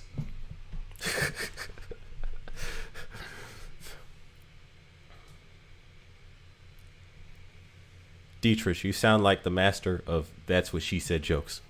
I'm like, for me, I have used that's what she said quite a bit.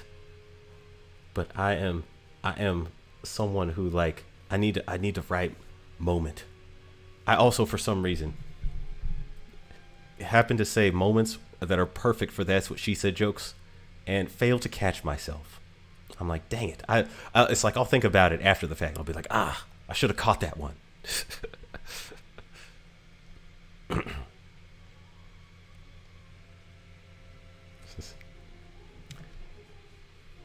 I used to irritate my ex-GF by saying that's what she said to everything she said. I do that. I do that too. I'll do that like okay, so yeah, that's pretty fun. I'm not gonna lie. I need the right moment. Oh God. Yeah. That's that's what she said.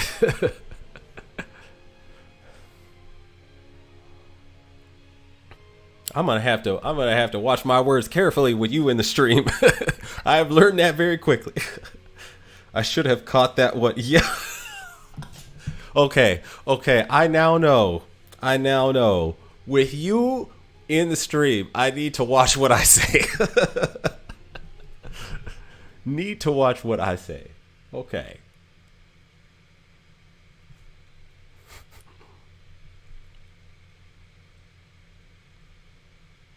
You know what's funny? I remember in a class that I had.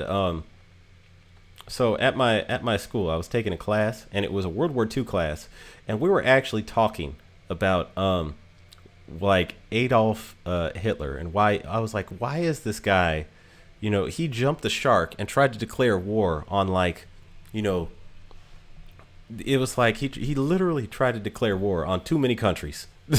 That's like the worst mistake you could make. And we were trying to, and it made no sense to me. And then I watched this documentary by, was it Mark Productions or something like that? Let me see. Oh, Vol Fossbin says, are you going to be streaming more often? Yes, I am. I usually stream on Twitch, but I think I'll stream on YouTube from now on. Because I'm thinking, like, I like my Twitch channel, but for some reason, I think YouTube is probably better. This is just me conducting my first test stream on YouTube, but I do plan on streaming on YouTube from now on. I was just going to see if it everything worked. The lag is actually not too bad. It's less than okay, here we go. It's a lot less than Twitch for some reason. I did notice that because when I stream on Twitch, for some reason I get some lag. Man, But yes, I will be streaming on YouTube from now on, and I do plan on streaming more often. It says, apologies, the Vicodin always brings out the childish you. I was on Vicodin only twice. So I tore my right knee ACL, and they gave me Vicodin to compensate for the pain after the surgery. And Vicodin, I noticed, will send you into deep space. I don't know how to put it into words. Like, I had Vicodin. I felt happy as anything. I was instantly a space cadet. World War III, a zombie apocalypse, and an alien invasion could have been happening right outside my house. And on Vicodin, I still would have been happy and not caring. I've been like, there's aliens, zombies, and World War III out there. Everything's gonna be okay.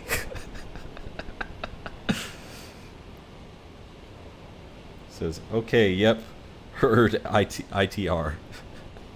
Says, Jump the Shark has flashbacks of Sharknado. Sharknado was a funny movie. Did you know they made another one called like Three-Headed Shark or something like that?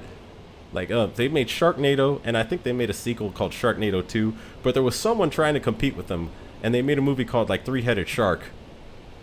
And I was like, man, what is with all these shark movies coming? Oh, by the way, I don't know if you saw The Meg, but that is my favorite shark movie as of now. Because I was watching The Meg, and I was thinking to myself, yeah, there's no way I would go in the water if I knew that was in there. If I knew someone had unknowingly unleashed a giant... And The Meg is based off a book where they find one of those little pockets under the ocean, or deep in the ocean, that's hidden from the rest of the ocean by this like wave. It's like a cloud of bubbles and debris and dust, and it creates like a perfect barrier that keeps this particular part deep below the ocean quarantined off from the rest of the ocean. So they in the book they sent a little ship down there, a little sub, and the sub ran into a giant megalodon shark, and there was two of them. There was the male and the female. And I think in the book, the male was the larger one, and the female was the smaller one. And oh, we got. Oh, there's a B-29. Oh, I love shooting B-29s in an ME-262. It's so fun. There's so much to shoot, and it all just like explodes everywhere. Goddamn. Okay, that's what she said. That's what she said. I caught myself that time. That's what she said. Says, I've been on Vicodin for 3 years due to 2 broken legs and a busted arm. Oh, dang. What did you do? That's rough, man. That is rough. 2 broken legs and a busted arm. Man, I have broken 1 bone in my arm, and that was rough. But like 2 broken legs, that's rough. Okay, I think one plane I particularly hate facing at this tier is the Kaika. And that's because it's actually an ME-262 with a 50mm cannon. See, he's shooting at me, but he's too far out to actually like get a lead on me. See, I'm gonna be moving around and be like way out of his May I please get B-29? No, you may not.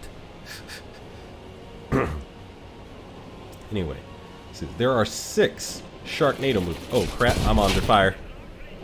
That's what I get for not paying attention. Okay, wait. I can still fly, but I need to rush back to base now to save my plane. Because I have no engine. Oh wait, no, I have 1 engine. Okay. I can still make it back to base on this. Crap. I need to dish all my rockets.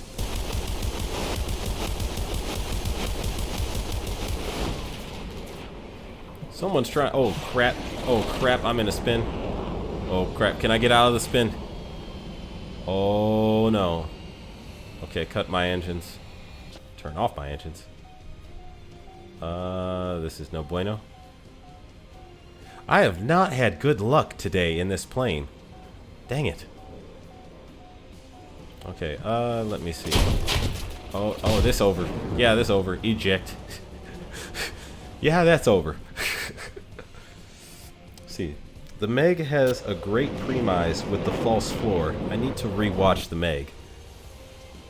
The Meg was actually, I was entertained by this movie because I thought when I was watching, I remember watching the Meg and thinking it was going to be like a cheap knockoff of either Deep Blue Sea or Jaws. And it had like some of those themes in there, but it was still unique to its own self. Like the Meg was one of the better movies that I think I've seen from Hollywood. Okay, for some reason, I've had bad luck with the J-Boat today, so I'm going to try... let's see what else we got here.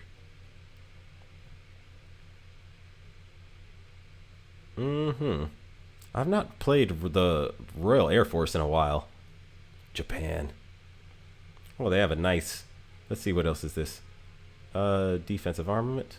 Logistics. I haven't played Japan in a while either. I have actually never played Israel, Sweden, France, Italy, or China. I've always been either Japan, Great Britain, USSR, Germany, or USA.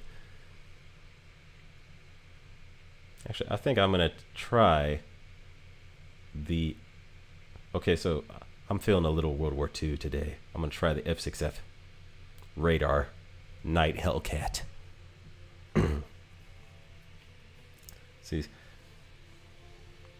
Head-on collision with a semi-tractor trailer at 55 miles per hour on the highway. Oh, that's rough, man. That sounds like a bad accident. Dang. Yeah, that would get me on Vicodin, I know. We're out of rockets, sir. Deep Blue Sea is top 5 favorite shark movies. You know, I love Deep Blue Sea, mainly because, like, okay, so... To me, it was kind of funny that the sharks got smart in the movie. And I love the fact that Samuel Jackson is in that movie and he gets eaten by a shark.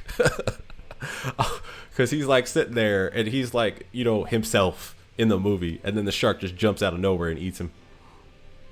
Deep Blue Sea is one of my favorite shark movies too. Says Noriko, my favorite ship is HMHS Britannic, or IJN Musashi. Musashi deserves all the honor it needs, much to sacrifice itself for his friends. Dang, I like. Okay, so out of all the, I have many favorite ships. I think my absolute favorite all-time ship is CV6 USS Enterprise, and for obvious reasons. The USS Enterprise CV6, if you look at, like, I mean, the history of this ship is well known, and obviously because they came out with that documentary Battle 360 about the ship, it's kind of like incredible that ship actually went through the whole of the U.S. Pacific War and survived when all her sisters got sunk.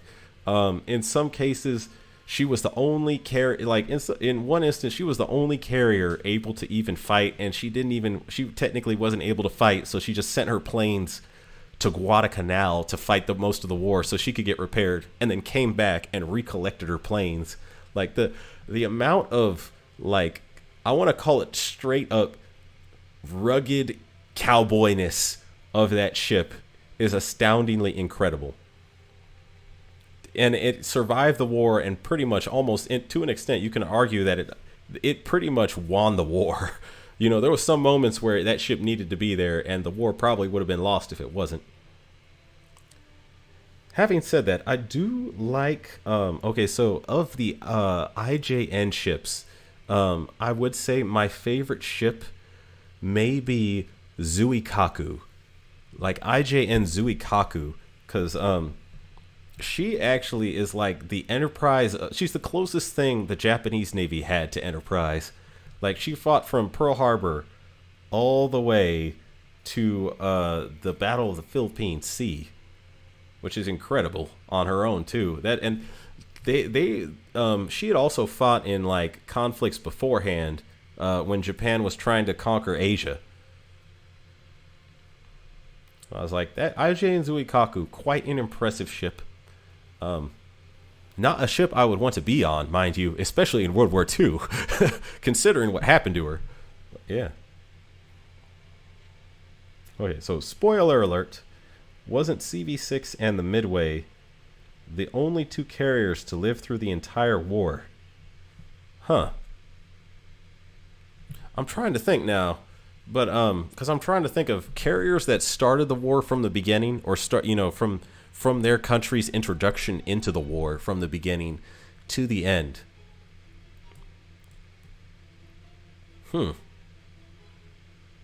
I may need to look into that. You've given me something to think about, because I'm like, I know Enterprise survived the beginning of the war up to the end of the war, and I'm trying to think, is there any other carrier that actually started the war and ended the war, like, and went to the end of the war? Because I remember the British, they had, oh gosh, what was that carrier that came in as the USS Robin? Was it Victorious? Okay, so the British had one aircraft carrier that they had posing. I think the British had some carriers that survived from the early war to the end of the war. So it says Midway didn't come in till 45, and I remember Midway was a late introduction, because she was a late carrier. But I'm trying to think. I know that the Royal Navy, I'm not sure, but I think it was HMS Victorious. I need to look this up.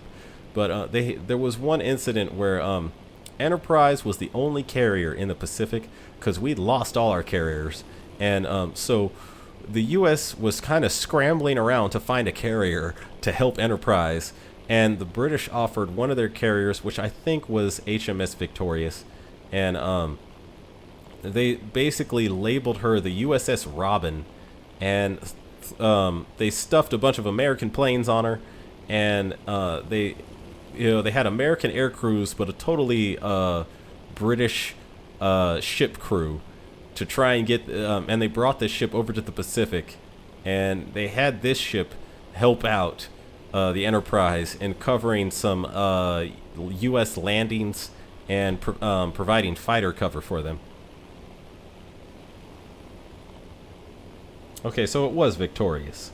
It says Enterprise did much, got scrapped. Must be hard watching Enterprise sailing to scrapyard while others got saved. You know what's funny is there's a bunch of videos of World War II veterans from the USS Enterprise, like Enterprise ship crew, and there's some of them that think it was criminal to scrap Enterprise, but what I thought was surprising was the overwhelming vast majority of the veterans from the USS Enterprise did not mind her getting scrapped because they didn't want her to be a museum ship with a bunch of kids running around on her. And I was like, wow. So really, you guys just, it's like you wanted to create the story for the, I mean, granted, I give them all credence because they created the story for the ship with their own, you know, blood, sweat, and tears pretty much. But they were like, we don't want her to be a museum ship. Like, she was our ship and she belongs to only us. Like, that was pretty much their attitude. Let's see, it says, I remember there was 2 U.S. carriers that lived through the entire war. See, I watched a documentary on it in the late 90s. It was the Enterprise and another USS CV. Oh, you know what it might have been? It might have been Saratoga. Because I remember USS Saratoga was an early carrier that fought in... okay, I think she was... yeah, USS Saratoga, I think, survived one of the major battles, and I think it was Santa Cruz with the Enterprise. No, maybe not Santa Cruz. Maybe it was Eastern Solomons. Okay, so Enterprise had one carrier with her during the Battle of the Eastern Solomons, and I think it was Saratoga.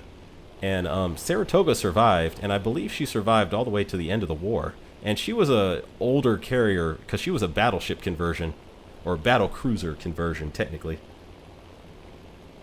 Yeah, yeah. So Saratoga made it all the way till she got yes, Saratoga. Operation Crossroads was pure betrayal of all those World War II ships. I was like, Operation Crossroads was the end of those ships' story in a most brutal and harsh way possible. Okay, there's no one else around this BF-109, so I'm going to pounce on him. Oh, fun fact. Did you know that as of in the middle of the war, the Enterprise started doing this... Okay, I think I need to shoot this guy right here. Okay. I can't get a lead on him. Or can I? Okay. Small hit. Got him. Okay. If I can just avoid crashing. Okay. Cool. Cool. So, in the middle of the war, Enterprise, when they started bringing up all these Essex-class carriers, Enterprise actually started doing... Is there another plane behind me somewhere? Up there? Oh, yeah, there is. Okay. Crap. Crap.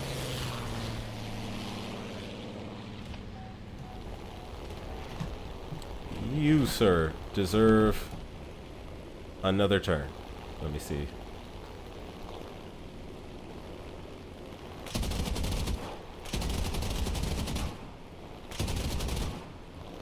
Ah, he's faster than me.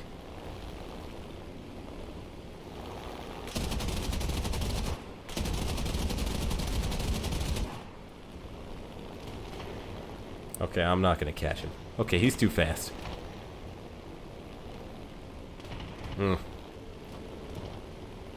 So one thing I don't like about this Hellcat, it's like the extra weight of the 20 millimeters and the radar slows it down. You know, I'll just be petty. Yeah, choke on that. Okay, at least I got him. Oh, crap, that grazed me a little bit. I'm still in the air, though. And the only thing wounded is my pilot, really. Okay, wait, I think I can go over there and attack this wyvern while I'm at it.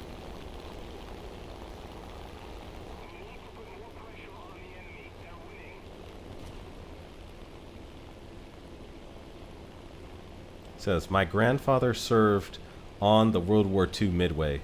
Oh, that's cool.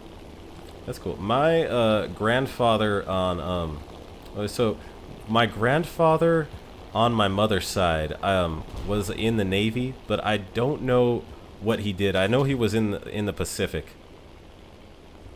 And then my grandfather, I have a great great grandfather on my father's side that may have been a tank driver in Europe in World War II. So yeah, in the U.S. Army, they had some. Well, I'll just say like there was a basically my great great grandfather on my dad's side because my dad has two great great grandfathers. One of them fought in World War One, and the other was in World War Two. And one of them in World War Two was a tank driver, and the other one in World War One he inhaled. He actually went to fight in Europe, and then he inhaled a whiff of mustard gas about the size of my fist, and it paralyzed him for life. So he was in a wheelchair for the rest of his life. And I was like, dang, mustard gas is evil. See, that makes a lot of... Oh, Laffy made it out of Crossroads. Oh, okay. Laffy 2, I'm assuming? Like the second Laffy? I'll need to look that up. It says, that makes a lot of sense though. Warrior's greatest fear is live long enough to no longer be at their peak and no longer be deemed a threat. On that sentiment, put the Enterprise down while the name is still feared. Yeah, that's the thing is, to me, it actually kind of made sense that they did want the Enterprise to just be scrapped and not be a museum ship. Because I was like, to me, when they were showing these video interviews of these World War II veterans that on the Enterprise getting scrapped and them not being like, not having a problem with it, what they were saying, I don't remember the exact words, but it made sense to me at the time, and I'm like, I need to look at that video again.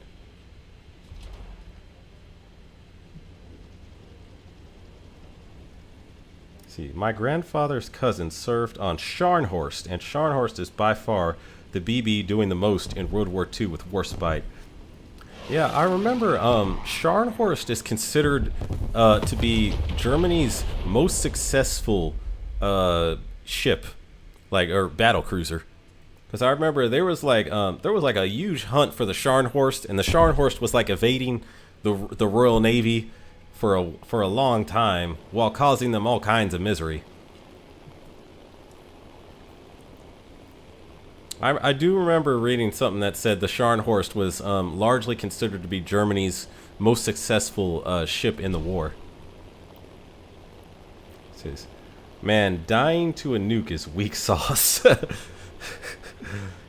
Gotta survive them like Prince Eugen in the Nevada. Yeah, Prince Eugen, to me, I think she deserves better treatment in Azure Lane. Prince Eugen is truly, I'm surprised they haven't retrofitted Prince Eugen, because there's so much you could do with a retrofit of Prince Eugen. But, in real life, Prince Eugen, that ship survived probably one of the worst experiences in life of any ship probably in existence. He had to survive World War II and then survive getting nuked on top of surviving World War II.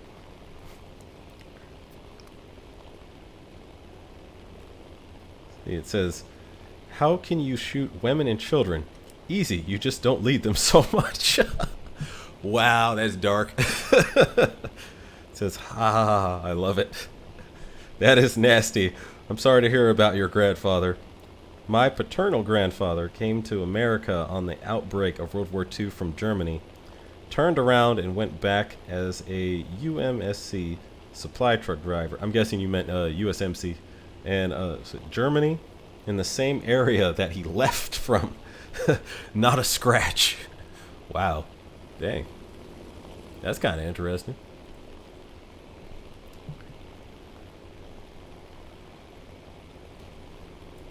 Yeah, I know that my great grandpa on my dad's side that went to went to World War I.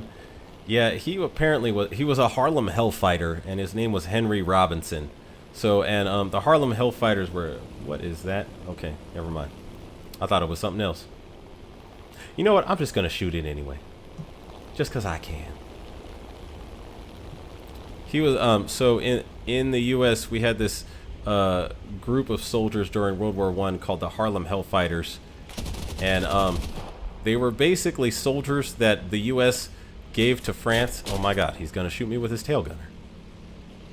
That is an embarrassing way to go if you get nailed by you know, a non-playable IL-2 ship, or there we go. Oh my gosh, why am I not hitting him? You know what? I'm just gonna go to cockpit view for this. This is strange. I am not able to get a good lead on this guy. You know what's funny is these guys actually, they give you a decent amount of XP if you do shoot them. There we go. I ended him rightly. I'm wondering, there's only one guy left, and we clearly are not going to find this guy anytime soon. Unless that's him over there. Wait. Wait, I saw a bomber over there in that general direction. Oh, he's up there. Oh, yeah, I'm not going to be able to climb up there to get him. I might as well just, you know, shoot some NPCs and gain some XP. I call these, these planes are not technically NPCs, but I call them NPCs.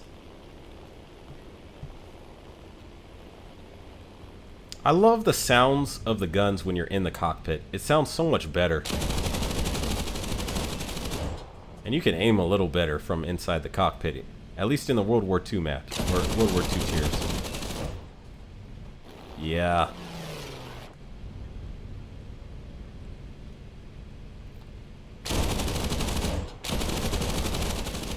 There we go.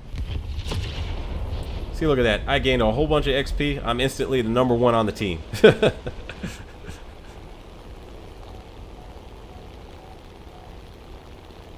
Decent amount of XP from those guys.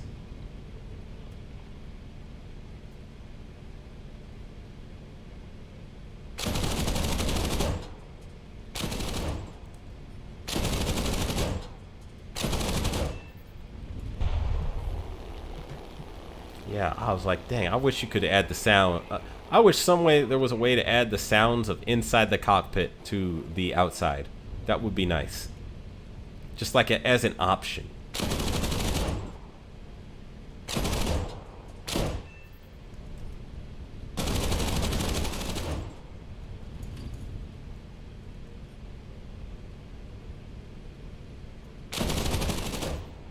Oh, okay. They're shooting at me.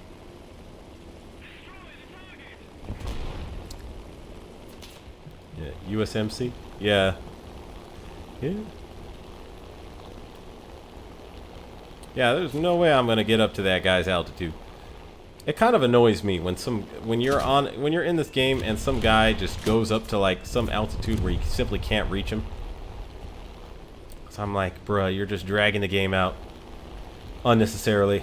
The only benefit is when you're up there, I can do this. I can just fly low and gain a bunch of XP.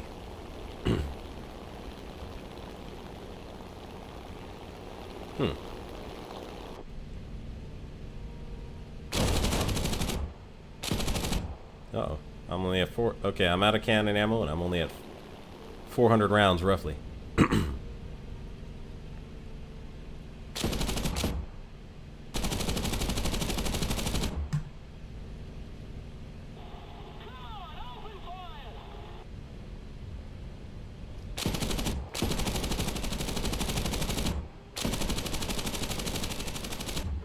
There we go.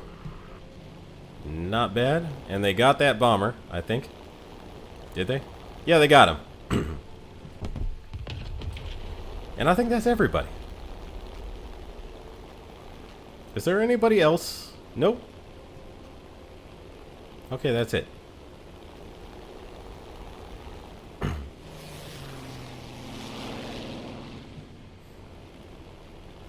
Come on, team, do something, he said.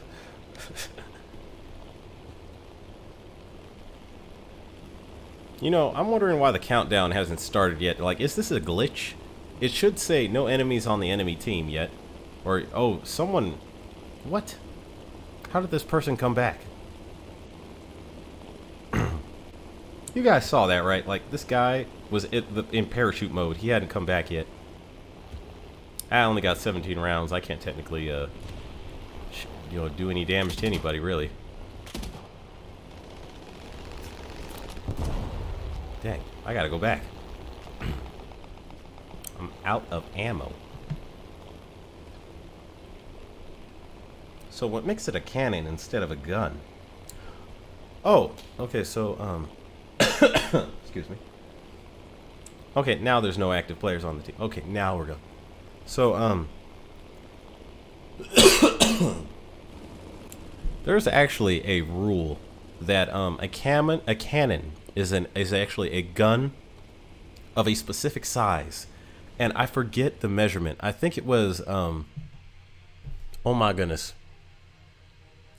Like, you notice how there's no such thing. And I think it was 15 millimeters. I want to say it was 15 millimeters. I might be wrong. I need to look that up. But basically, if your gun goes to 15 millimeters or whatever that number is or above, it is classified as a cannon. Maybe it was 14 and a half.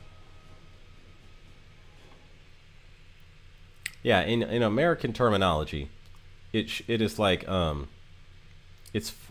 is a certain type of, oh wait, that reminds me, I need to grind the, let me go back to the MiG.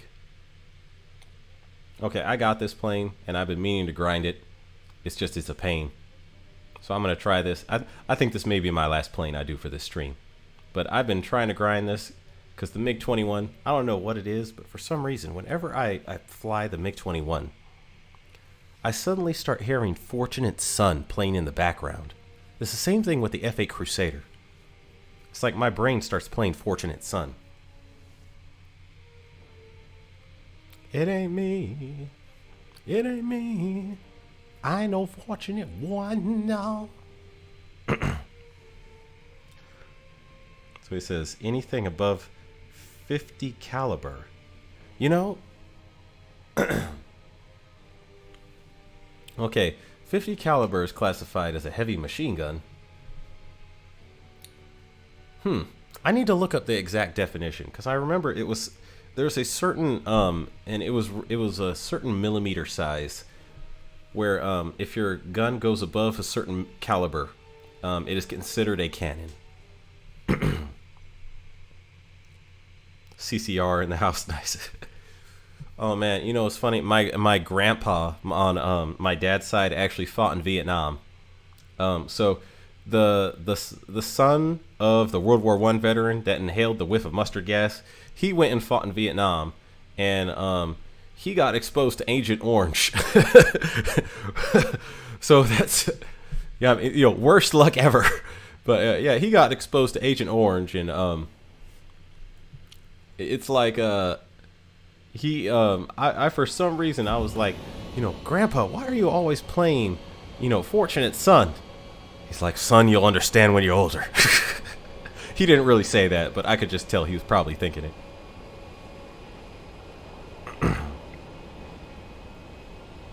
Says, you hear Fortunate Son, and I hear Broken Arrow and Jimmy screaming after the napalm strike. We Were Soldiers is one of my favorite movies. That's back family. Look, did you serve? I was in the U.S. Navy, actually. Yeah. My experience was a whole lot different, though, because I was just working on radios most of the time. But, yeah, I was in the U.S. Navy.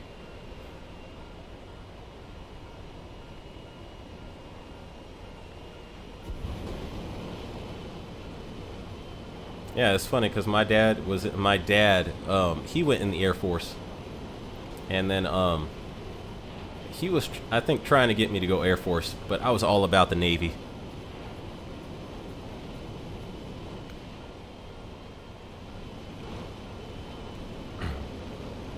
And my grandpa that went to Vietnam, he was in the, I think he was also in the Air Force because he was offloading these trucks in Vietnam. And funny story about my grandpa in Vietnam is he was at an airfield in Vietnam, and that airfield suffered a very bad rocket attack from the communist North Vietnamese. So he was sitting in 2 rows of parallel trucks, and the truck was next to his. It was like right to his right. It was parked right next to him, that he had offloaded off of a cargo plane, and he was sitting in this truck, and another truck was parked next to him right when the base got rocketed. So all these rockets start landing on the base, and he stayed in the truck the whole time. And while he was in the truck, a rocket landed in the truck next to him, and they were parked so close that if the rocket had exploded, it would have killed him. And they have this fuse in the back. There's a fighter jet right over here trying to attack me. Okay, nope, never mind. So I need to go back over and get him.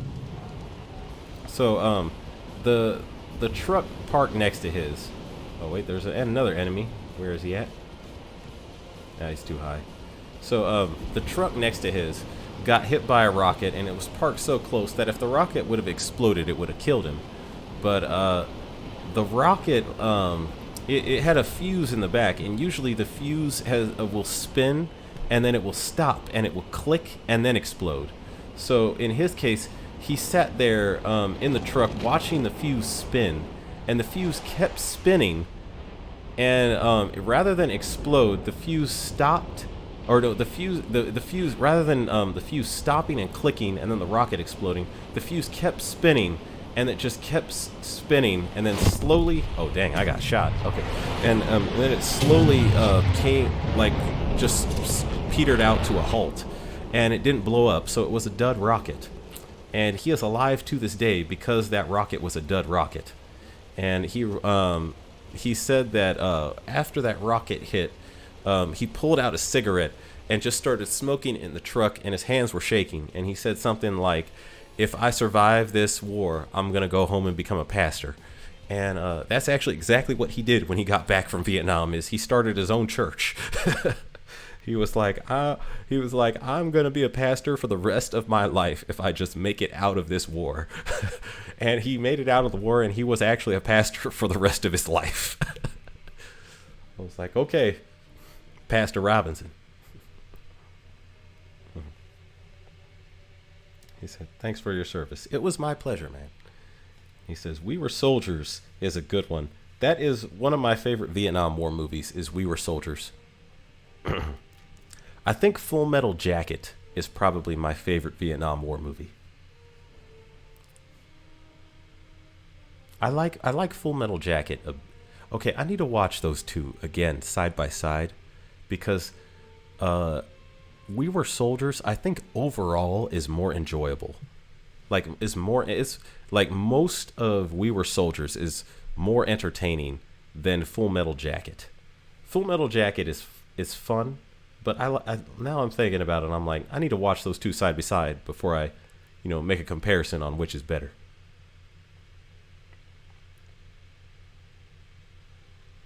Says, "Yep, he is all about the Navy and in the Navy." Says, "I was an independent contractor in Afghanistan. We really appreciate you guys." Well, why, thank you. Let me see your war face.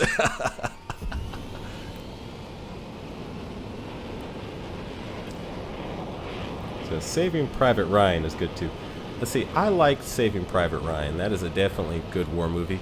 Actually, I would say out of all war movies, I think the best three, because I remember thinking to myself, what is like the top 3 war movies? And I think the best are Saving Private Ryan, Black Hawk Down, and American Sniper. To me, those three, those 3 movies, to me, seem to have like the best, I don't know, I guess portrayal of war. That's just my personal opinion.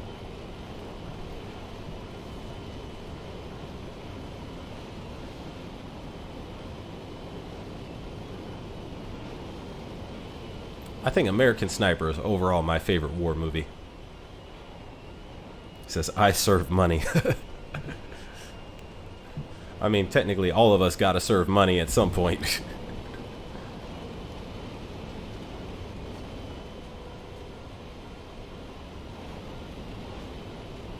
I got to remember, this thing has flares. Like the earlier MiG-21 doesn't have flares.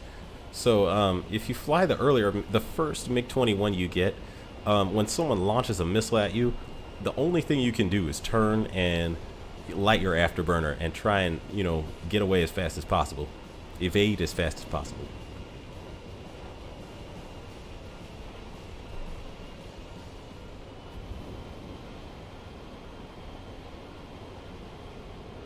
I'll say, I do like this MiG-21 that they made. Like the MiG-21 model looks pretty good. Okay, I'm gonna go after that Harrier. Yeah, I'm the only one on this side of the map pretty much, except for that guy.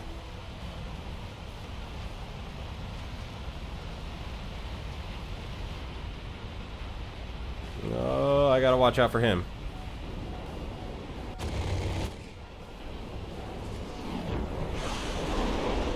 Okay. Well, he's gone.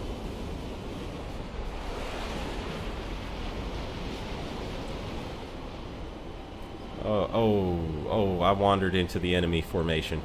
Okay, this is bad juju. Okay.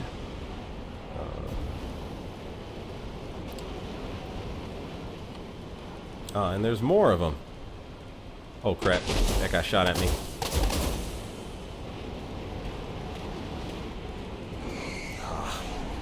Okay, I gotta go. Keep going.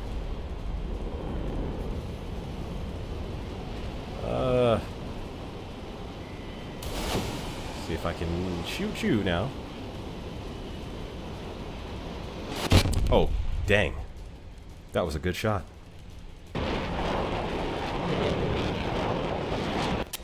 I should have popped some flares there. My bad.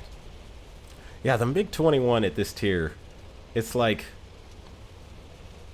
it's a pretty good plane. It's just it doesn't have very many flares, and if you get shot in if you get pounced on in a whole formation of a bunch of enemies, your best bet is run, because it can turn better than the Phantom for sure, but it still can't like really turn like a true dogfighter.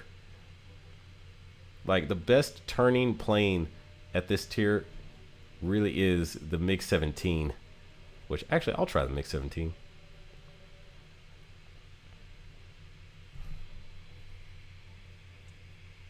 Pay to win FC5. Yeah, there are some of those you know, planes in this game that, okay, so the only real plane I paid money with in this game is the Su-25K, and the missiles on the Su-25K at its tier are a tiny bit overpowered. But I mean, if you're gonna pay for a plane, you should get something out of your money, right? But yeah, some of these planes that have like okay, so to me the worst is the Sea Vixen. The Sea Vixen, it has these like actually very good missiles at way too early a tier. The Sea Vixen to me is cheating in this game. It says right up the poop chute. It says, oh hey, wait, I forgot. I have a question for you. Yes. Did you ever get HMS Implacable? Yes, I did. I got HMS Implacable, and I got her on a pity roll. I got her on a pity roll, and I was so upset. You know, so many cubes, so much gold just gone down the tubes. And then on top of that, in order to get the gold I needed to get HMS Implacable, I had 2,000 tech boxes in my depot that I forgot even existed. So I opened up all 2,000 tech boxes and dismantled the equipment for the gold. Do you know how long it takes to open and dismantle 2,000 tech boxes? Like, you can only open 10 at a time. And then you can only dismantle 40 pieces of equipment at a time. So I was actually sitting on my phone for an hour, just like open 10 tech boxes, open 10 tech boxes, open 10 tech boxes, dismantle. And doing that for like over an hour was ridiculous. I was like that event, that was literally the worst luck I have had for any event I've ever done in Azure Lane. The Revelations of Dust event. I was like, oh man, this event, worst event ever. Says, if I remember, you said over an hour. Yeah, it was over an hour. Me just sitting there like, I will get implacable if it kills me. I was so upset. Man, 2,000 tech boxes. My brain turned into mush in the middle of doing that. My brain just like shut down, and I was like, oh man, I am never doing that again. You could not pay me enough money to do that again. It says New Jersey was my worst event. You know, I got New Jersey pretty early. Like, that event went smooth for me. It says I didn't even get a pity pull. Oh, dang, that's rough. Do you have New Jersey? Vol Fuspin? Did you get her?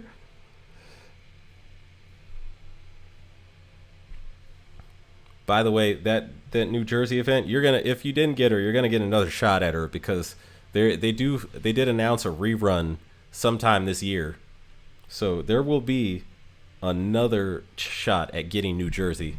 And also, very important to mention, another shot at getting the Mark 7, which is, in my opinion, the best battleship gun in Azure Lane.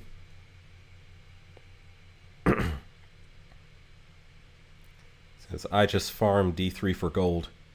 Yeah, that's a good thing to do, because I need the gold, but you can also, you know, get those points for the event shop. Says nope, nor Marblehead. Oh well, dang. Okay, well, you will get another shot, Vol Fuspin.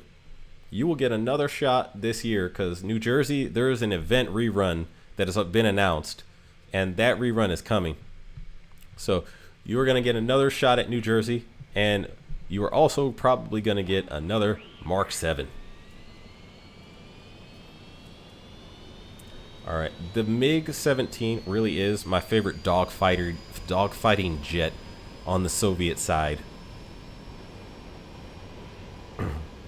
Says, don't forget Shima is coming back this year as well. Oh, that would be nice too. Shimakaze is an absolute beast, especially against heavy armor. Yep.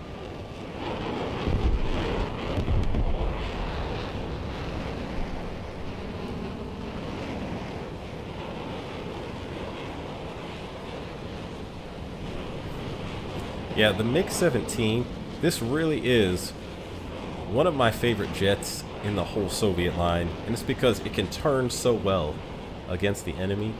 You basically, you can basically get yourself out of some very hairy situations.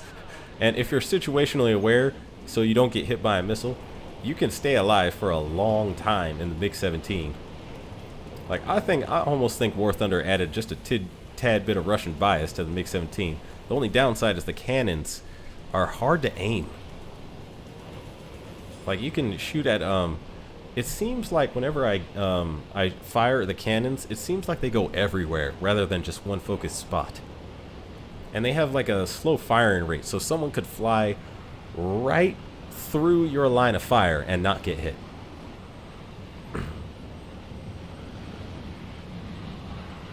Says it'll be 2 years since her rerun in November.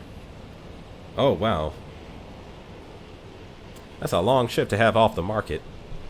I'm betting there's going to be a lot of people back, you know, a lot of people happy to have a shot at the rerun.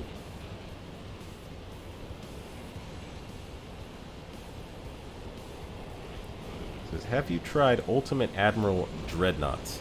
I have not. I have not tried Ultimate Admiral Dreadnoughts. Is that a game?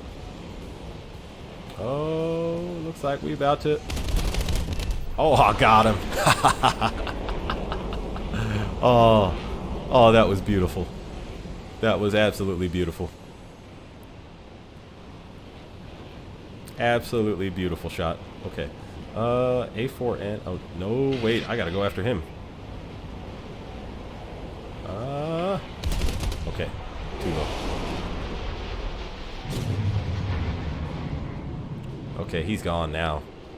Dang. Oh, I really wish. So, there's one plane in this game called the MiG-17 AS, which is a Cuban MiG-17 specially configured to use... Oh, snap. Specially configured to use missiles. And I really am regretting I did not buy that when I had the chance, because it's not available now. But if the MiG-17 had missiles in this game, it's lethal. And the people that have the MiG-17 AS, it is... Oh, this is going to be close. Crap. Okay, I need to turn into him. The people in this game that still have the MiG-17 AS, they do astoundingly well. Okay, okay. That guy can probably outrun me. Or he can get shot by the other guy. Okay, never mind. Oh.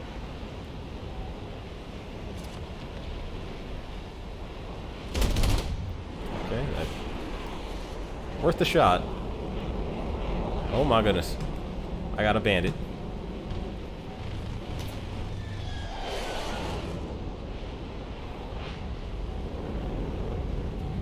Oh, I got a bunch of bandits.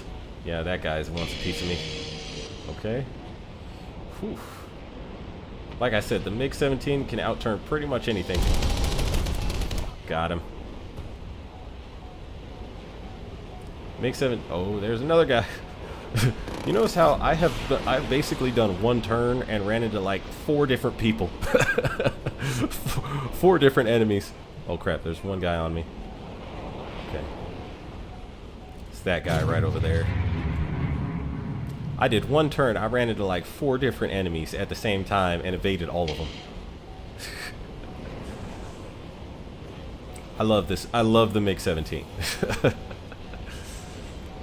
Oh, is he trying to dogfight with me? Oh, wait. Dang it. In a F-104? Is this guy crazy? What is he smoking? Oh. Okay, I should go for that guy instead. F-104 would just outrun me. No, he's actually going after me. He's trying to dogfight me in an F-104. This guy is insane. I will just waste him. Oh, he launched a missile.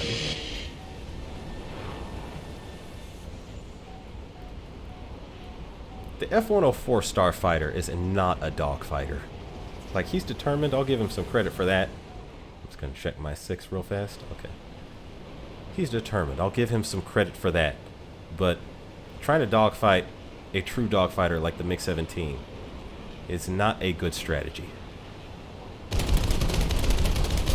Oh, crap. That was a good shot. Oh, wait. I have a fire extinguisher. I have no engine, though. Yeah, that's one problem that can't be fixed. Okay. Well, I did pretty well in this match so far.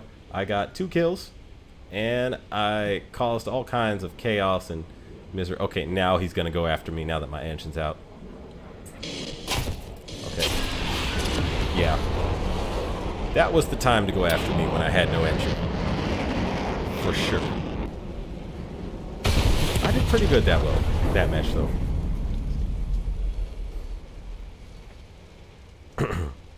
See, have you tried? It says, yes, it's on Steam.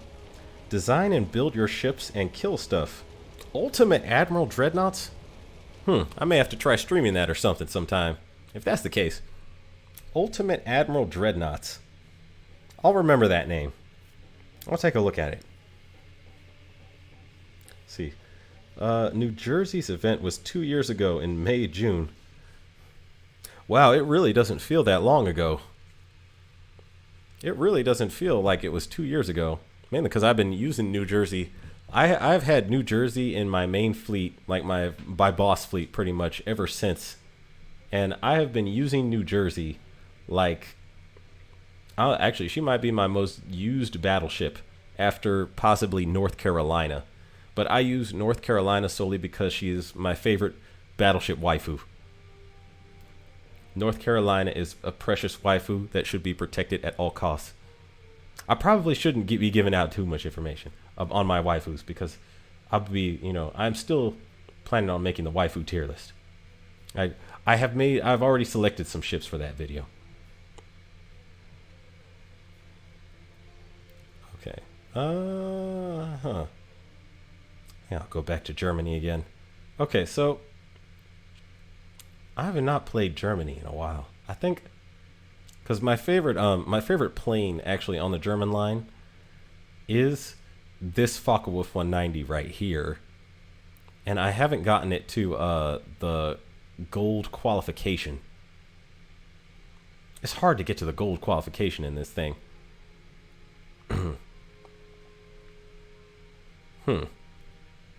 Okay. It says, looking at past events and rerun events, Yostar seems to do reruns every 18 months or a permanent release after 24 to 30 months. Why do you have the Purina Dog Chow label on your plane? Wait, the Purina Dog Chow label? Which label was that? Really doesn't feel that long. That's what she said. Dietrich, you are dangerous when it comes to the street. I need to watch my words around you. Bunny Girl North Carolina is the best. Yeah, she has, I would say this, the Bunny Girl North Carolina skin is possibly the most lewd skin in the game. Wait, someone commented on my worth. Wait, who is this? I have private messages from the squadron. Okay, someone is yelling at me in another language. I don't know what he's saying. Okay, never mind. Oh, whoops. But yeah, North Carolina's bunny skin, if you look at it, it is the most lewd skin in the game. Like, I mean, think about this. You can actually see... okay, I'll just say this. If you know what Camel Toe is, she has... I don't know what to call it. Camel Toe Plus. Camel Toe Extra. If it was a beer and we're talking about the light version, the classic version, and the dark version of that beer, she has dark camel toe. Let's see. The red, white, square logo on that last Russian plane. Oh, that is the Polish Air Force logo.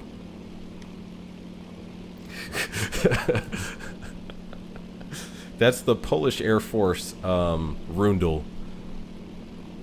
They were yelling at you in Italian. Oh. Oh, okay. I'm like, I don't know what they said. They were probably yelling at me like... I've noticed this. So, of all the online games I play, I really like War Thunder players because, in general, they're mostly reasonable and mostly chill. But on occasion, I'll get that one guy who will suddenly have a problem with, like, something I did in the game. And he will have such a problem with me, he'll actually go through the trouble of finding my account just so he can type something to yell at me and send it to my personal account. I don't know. So, like, War Thunder players are funny. But they're way better than World of Tanks players, because I love World of Tanks. I made a World of Tanks account back in 2012, October 2012. And sometimes I'll still play that account. And that account has, like, ridiculous amounts of years of worth of playing and experience and all that. But World of Tanks players are insufferable. Like, War Thunder players, it was, like, refreshing to meet War Thunder players. Because they're mostly understandable, and mostly reasonable, and mostly chill. I was like, for some reason, World of Tanks players, they just hate the world.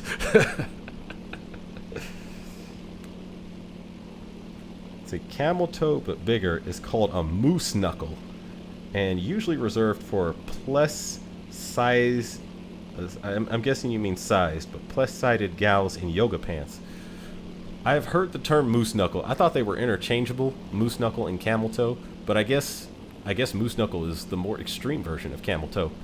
But yeah, North Carolina. I'll just say you can. Her outfit is in the bunny outfit. It's exceedingly tight. it's so tight on her. You can see quite a bit of detail. Maybe a little too much detail.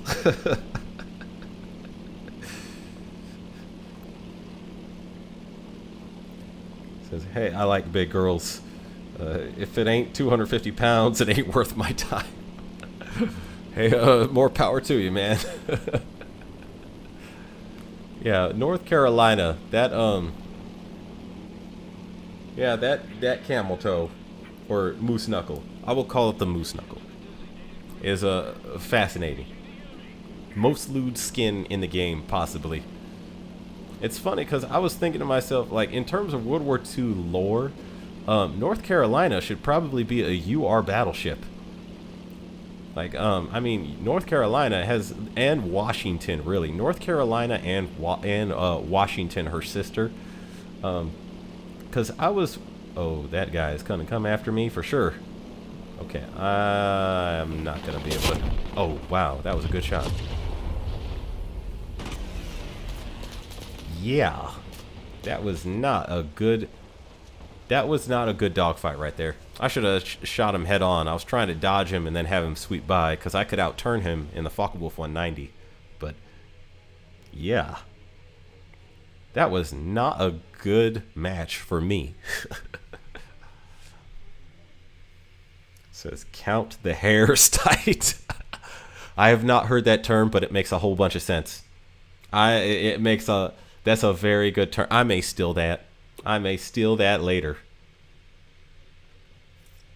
Okay, I'm actually going to examine something here with my German planes. I have not done any of the German tanks, and I'm starting to think I maybe should.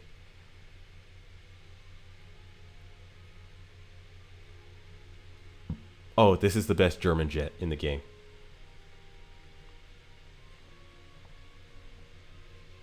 This is literally one of the best German jets in the game. It's like the last German jet from World War II.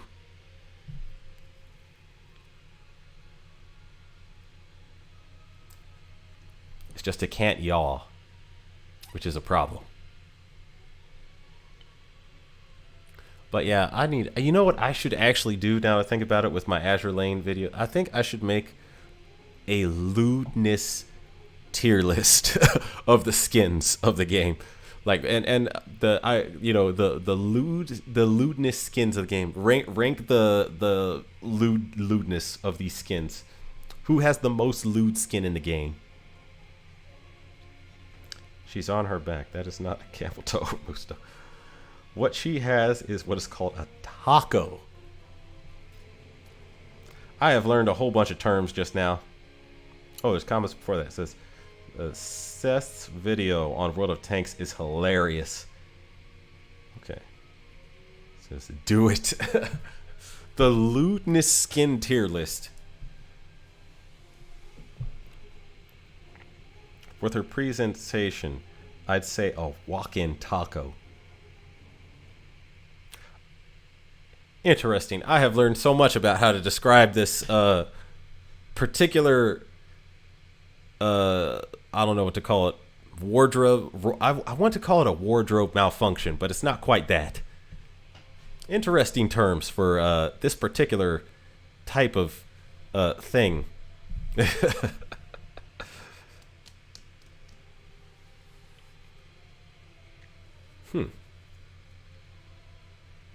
A walk-in taco. I've heard taco before. I've never heard walk-in taco before. That's a new one for me.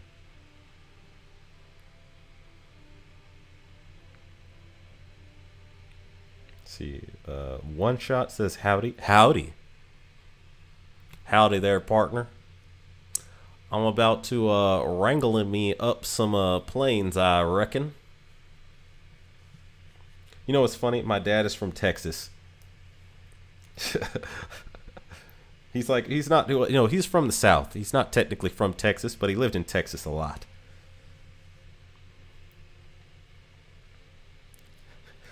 Oh, it ain't malfunction. It's functioning like it's supposed to. That is true. That is true. That's why I can't call it a wardrobe malfunction. That is, it's like whenever you see something like that in real life, it's called a wardrobe malfunction. But that is, that is functioning as it is supposed to.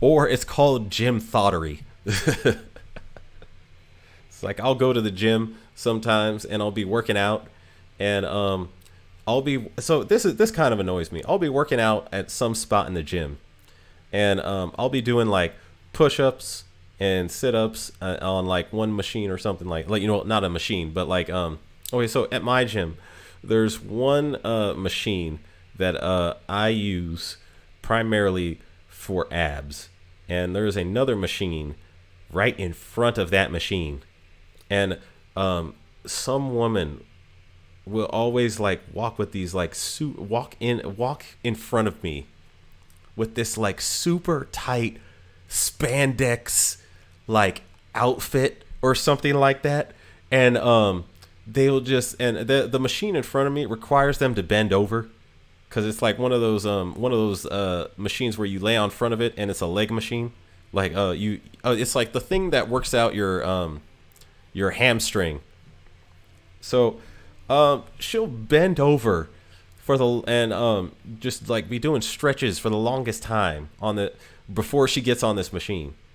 And I'm like, this is I don't know what to tell you. Like it's like you're looking for attention at this point. I forget, there's a term for it, like an attention seeker, something like that. See, I learned the taco thing because of all the gym girls on TikTok. I don't have TikTok. I refuse to download that app on my computer because I think it's Chinese spyware. It is Chinese spyware pretty much. But I just noticed there's sometimes I'll see people making videos on TikTok. Oh wait, let me finish the comment. He says they pull their bottoms up so high that you can see everything, and then they flash you while streaming. I've seen that. I've seen that at the gym. At my gym, man, the lift on this plane is so great. I take off so early. But I've seen that at the gym. They wear oh, and by the way, did you know now that there's actually butt pads that you can put into the back of yoga pants? And so now the butts aren't even real when they walk, and some of them walk into the gym like this. So they will they'll wear yoga pants, and it's usually okay, I don't want to make this a racial thing, but it's usually white women, and they will walk because they don't usually have a butt, so they will put these butt pads in their butt. But what they don't understand is to an extent the pads, you can actually sort of see the outline of the edges of the pad if you look close enough. I mean, not that I would know anything about looking close enough. But like they'll walk into the gym with these fake butt pads in their pants, trying to make their butts look bigger. And they're kind of like, and then they go into the gym and they start bending over in front of, regular gym attendees like myself. And I'm like, there's no possible way you are not doing this for attention. Says, hey, don't call out my sister like that. Oh man. Says, yep, silicone inserts. Okay, yeah, I've seen these like, I did not know this was a thing until I started okay, not that to be fair, not that I was looking okay, maybe I was looking a little bit, but not that I was really looking at the gym thoughts that were stretching in front of me. But if you look, you can see like the outline of the pads. And I was sitting there, and it was noticeable to me because one girl at a gym I frequented, she would show up. I could see the difference, almost like Actually, I could totally see the difference because one day she didn't have them, and then the next day she had them, and I was like, wow, I don't know what exercise she's doing, but she got that butt in like a day. That is ridiculous. What is she doing? Is that possible? Is that possible? And then she was doing one of those like I don't know. She was doing one exercise, and I saw one of the I don't know. Well, it was like one day she showed up. This was a different day. This was like one day she showed up, and she was doing an exercise, and I swear I could see the pad shift just a little bit. And that's when I was like, that's not a real butt. I see what this is. That butt is a lie. I feel lied to. Silicone inserts. This stuff is ridiculous. You know what's strange? Most women actually they look better like I would say this, not all women, but the overwhelming vast majority of women, like 95% of women just look good all natural. And everything in social media tells them, you need silicone inserts and all that stuff, but they look good all natural. Like they don't need the more unnatural stuff they do to their bodies, the worse it looks. Like tattoos. There is no tattoo that makes a woman look better. Oh, I got a meteor. I can get this guy. Oh crap. Too far onto the right. Okay, I got him. Okay, the spectacular thing about the Horton 229 is its turn rate. It is terrible, yeah, but it's actually very fast for its tier, and the turn rate is amazing. You could turn on a dime in this thing, and for an early jet, that is highly desirable. I guess he needs to make another run, so I got a shot at this guy. Okay, I hit him. Okay, that's the thing. The roll and yaw rate is terrible. Oh, crap. Okay, now I need to make another run. Okay.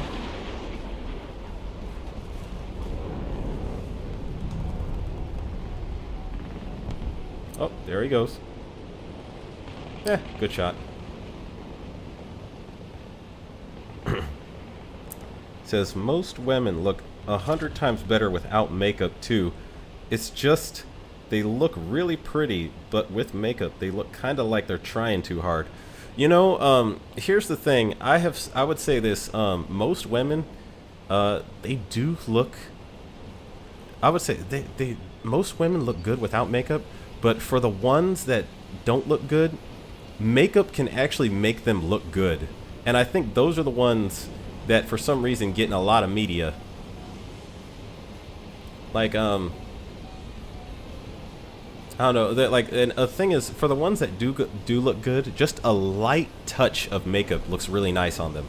Like the lightest shade of makeup, of lipstick, like a tiny bit of makeup makes them look good. It's like it makes their features stick out a little more. And I was like, there's a balance there that no one's talking about.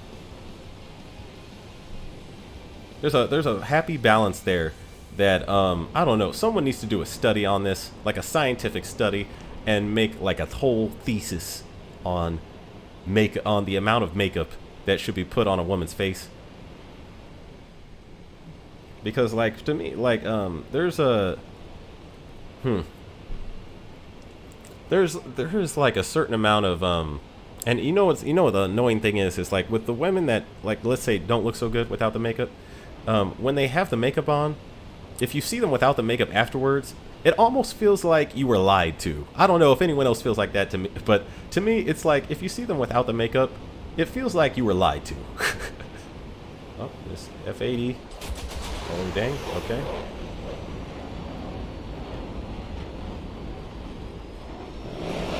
This is not so good.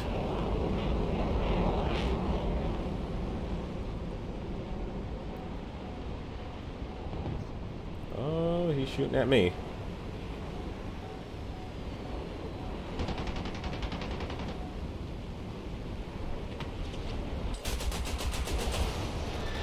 That was close.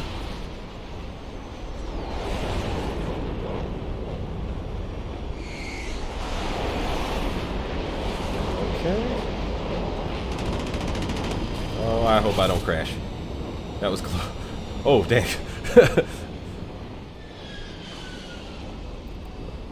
Okay, where's that other guy? Because he's trying to kill me, clearly.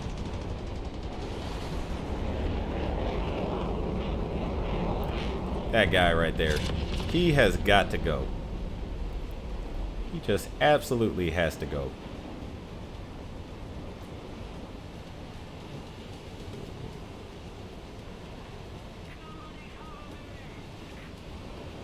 Okay. Got him. Yeah, you had to go, bruh. You just had to go. Actually, I got plenty of fuel and ammo left. Is anyone... There's only one other guy left around? Okay. Says, let's see. Yeah, the more makeup they wear just makes them look more insecure. The more makeup they wear. You know, yeah, I would agree with this. I don't understand. Like, the thing is, I don't understand what goes on through most of these girls' minds. Because, like, there was one girl, I remember this girl at my high school. She was actually, if you wiped all the makeup off her face, she actually was very pretty. But for some reason, she showed up with a crap ton of makeup on her face. And I was like, it looks like you have enough makeup to paint the side of a semi truck. You know, just a whole... I was like, you look ridiculous now. And she took off the makeup and I was like, dang, you look beautiful. I don't know who told her she needed all that makeup, but whoever told that person she needed makeup probably should have gotten fired from their job.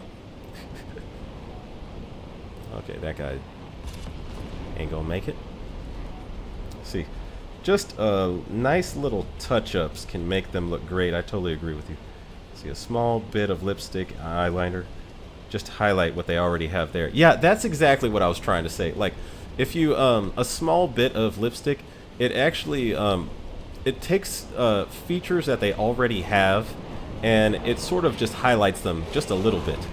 But if they already kind of have the beauty at that point, and it's kind of like, even without the makeup, it's like, I question if the world would be better if makeup never existed.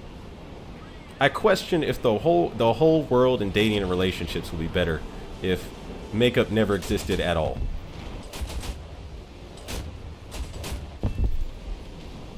Oh, there's the last guy. I got 150 rounds and 8 minutes of fuel. Okay, I got him. I believe I got him. I like this saying. Women call men liars, but have wigs, makeup, fake nails, fake boobs, fake butts, fake voices, and filters for videos and pictures. They're always catfishing. See, one thing I hate is when they have really long nails and eyelashes. You know, I never understood the eyelash thing. Like, okay, I can understand a woman using that, like, what is that stuff? That stuff that darkens your eyelashes. I don't know what these makeup terms are. I just know what they do. But, I can, that stuff, it's like, to me, is the kind of like highlighting features they would already have. But when they put on the fake eyelashes, that looks clownish to me. It looks ridiculous. Don't kill, wait, don't kill him yet. Let me bomb first, please. Nah, I can tell that LA-15 is going to kill him. I might as well get the XP myself. Who's he shooting at? That guy? Okay. Ah, he can outrun me. Yeah, he gonna outrun me. Okay. Well, that was that. Good game, everybody. Yeah, and the really long nails thing is a thing that annoys me too. Because I'll be honest, there is no woman that can put on like those long fake nails and it makes their hands look better. No woman on this planet looks better with long nails. I was like, that just looks so weird. It looks like it looks like witch claws, like they're trying to be a witch in a Disney fairy tale. It looks cartoonish to me. I can't take any woman with the long ass fingernails seriously. I did pretty well in this thing, actually. I was like, I missed this jet. Okay, wait. I must go back to... Let me see. There was another plane on the U.S. line that I was grinding, and I can't remember quite what it was. This is gonna bug me later. I'll find it eventually. But I remember the Yeah, but those long fingernails look ridiculous. I can't believe the I honestly think whoever put those long fingernails into marketing, like someone somewhere in the fashion industry literally made those long fingernails and said, "This looks like a good idea. I'm going to sell this to women." And I have no idea who that person was, but that person probably belongs in a mental institution. And I mean, locked away, thrown away the key, and locked in there for life. Oh, that's right. There was one more plane I was trying to grind. This B6N model 11. Actually, this is a terrible plane. I only flew it once, and I was like, this thing is terrible. So never mind you. Okay, I'll go to Britain. I haven't flown a Spitfire in a while. And I'm not sure I have all these up to snuff on their upgrade. Yeah, this one needs to be upgraded. Okay. Let's see. It says, I always love the saying, women dress to impress other women. Because if they dress to impress men, they'd walk around naked. You know what's funny? I was thinking, so I'm a history major, by the way. And I was looking at like times when, let's just say, the most, I don't know what the word to use is, the time when, men had like the most control, the most patriarchal time, if you will.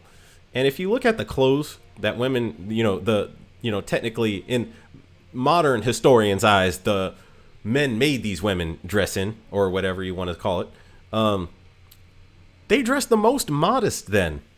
Like, they dressed like in dresses, nice, classy, dresses with like very nice taste.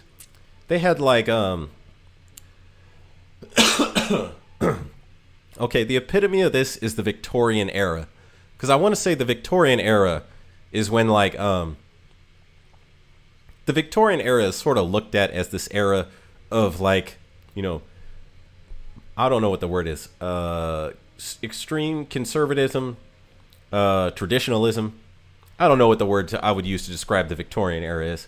But Victorian era dress, if you look at it, yeah, they have like these long sleeve dresses with these nice long skirts. And they look, I'll tell you one thing, they look way, way better than any of the clothes you see most women wearing today. The men too. The clothes that like men wore back in that day too. Way more classy. I was looking at like even I was looking at photos of like I remember thinking this in high school because I looked at a photo of my grandpa and he was wearing like a suit and a fedora hat and my it was like my grandma, she had like this dress that was like it was like a church style dress, like covered in sunflowers. And I was like, dang, clothes back then look so much good, like so much better than today. It says massacre question mark. Cougars look better with long nails. Kitties got to have claws. That's an interesting saying. See, when I know the person before I've seen them with makeup and they wear makeup, it kind of makes me cringe because they look so different and it kind of takes out their natural beauty that I have known them. Yeah, I would agree, or known them for. Yeah, I would agree with that. I would 100% agree with that. Like, yeah, it's sort of like, yeah, you kind of look at them just a little differently after you see them like without makeup, and then they show up with all this makeup. Yeah, quote unquote modern historians. Yeah, I am not a modern historian. I look at history for what it was. I look at history the way it was taught to me at my military school, which is you can't look at it with modern morality. You just got to take it for what it is. And a lot of times it was so brutal. Um, it was harsh, it was cruel, it was cold, and nobody cared about anybody's sensibilities or feelings. It was pretty much like for me, the epitome of this is the Wild Wild West. Like it's pretty much because in the Wild Wild West, at least in U.S. history, everyone was basically launching raids on everybody else on almost every road at one point or another. They would find you on that road if you slipped up and said something by mistake in a bar or something. Like someone would say, "Hey, where are you headed?" You'd be like, "Yeah, I'm heading out west down the I don't know, Liver Creek Road or something like that." And that guy that you accidentally told, or someone in the bar would accidentally hear that, and they would disappear outside that bar and tell their posse that you were heading out there on that day, and they would launch a robbery on you, and it would be brutal. I'm like, these times were so cruel, so cruel.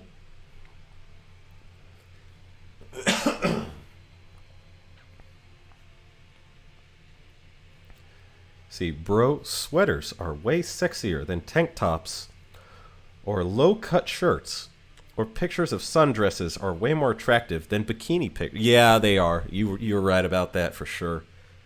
I mean, because I don't know. To me, if I let's say I meet a woman, and she's wearing like a sweater or a sundress. The sweater gives me introvert vibes, and the sundress gives me like traditional vibes, and those are kind of women you want for like a long-term relationship type of deal. Much more than bikinis.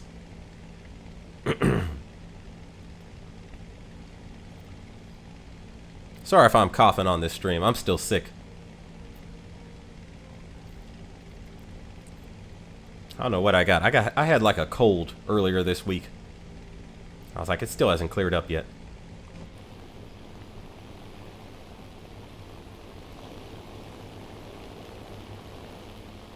You know what? I get annoyed when I pick a World War II plane and I start off on a map with carriers, but it's not a carrier-based plane.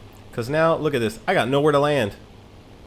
It's like we either win this match and we fight and die, but since I'm not in a carrier-based plane, I can't land on the carriers. So I got nowhere to land, and if I don't manage to win this match in the first like flight out there to go fight the enemy, it's over. It's game over for me.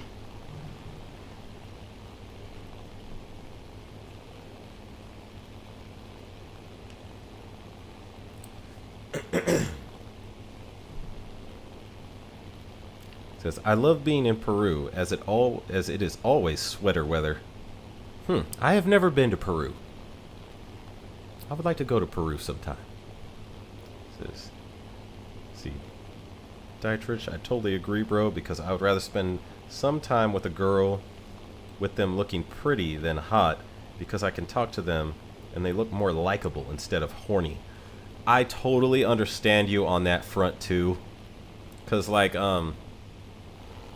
I totally understand that sentiment, because I'd rather what's funny is I was like I don't know, like a wholesome, good traditional women. Those women are so much nicer to be around than say like a Jim Thought or someone like that. Especially if they're wearing like nice dresses or something like that. That's like also a nice woman you wouldn't mind taking home to your parents and like meeting your parents or something.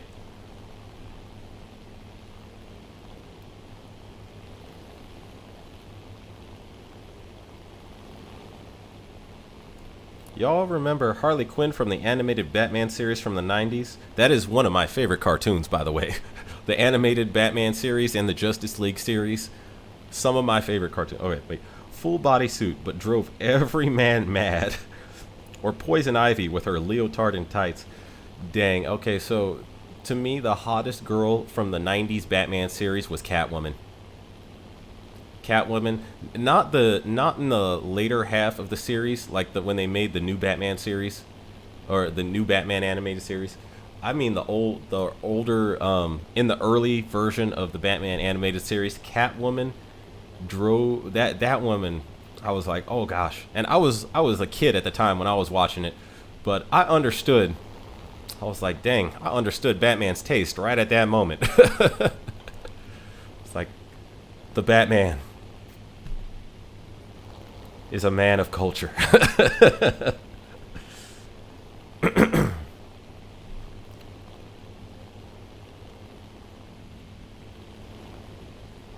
Okay, first customer of the day.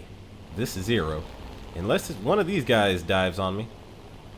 Oh, that guy's gonna dive on me. Okay. Or he's just got close enough to get into a dogfight with somebody. Okay, I gotta go down.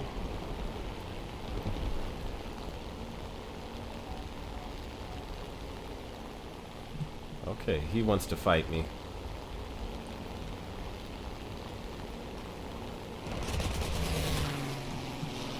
Okay.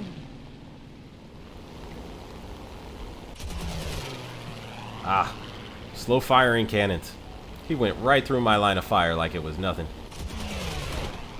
Okay, I hit him once. I love the Spitfire's turning ability. It's not quite as good as the Japanese Zero or Zero fighters in general, but it's good enough. Okay, let me get... Okay, oh no, no blackout. Don't black out on me now. That is close. This is not going well for me. Oh crap. Yeah, he can outturn me.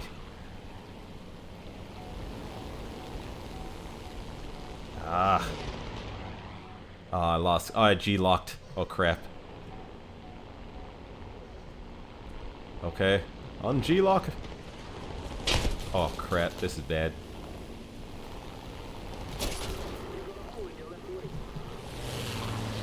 Oh, you made a mistake. I think. I hope. Oh, did they annihilate all my teammates? Oh, they totally did. I'm the only one left, probably. Ah. Oh, dang. That was an ugly match. I'm not. That was terribly ugly. It was a small match. Yeah, they got almost everybody except one other guy. What's that other guy doing? Oh, he went high up. He went so high up. How are you going? All the bad guys are down there. Oh, he's probably chasing that one guy. Oh my goodness.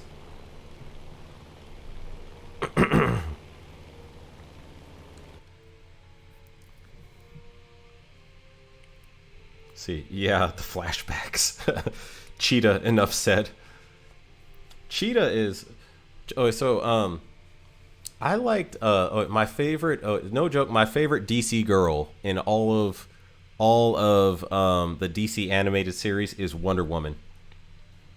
Wonder Woman, to me, is my favorite DC girl. Okay, I want to get my Corsair on. But I want to get my best Corsair. Where is it?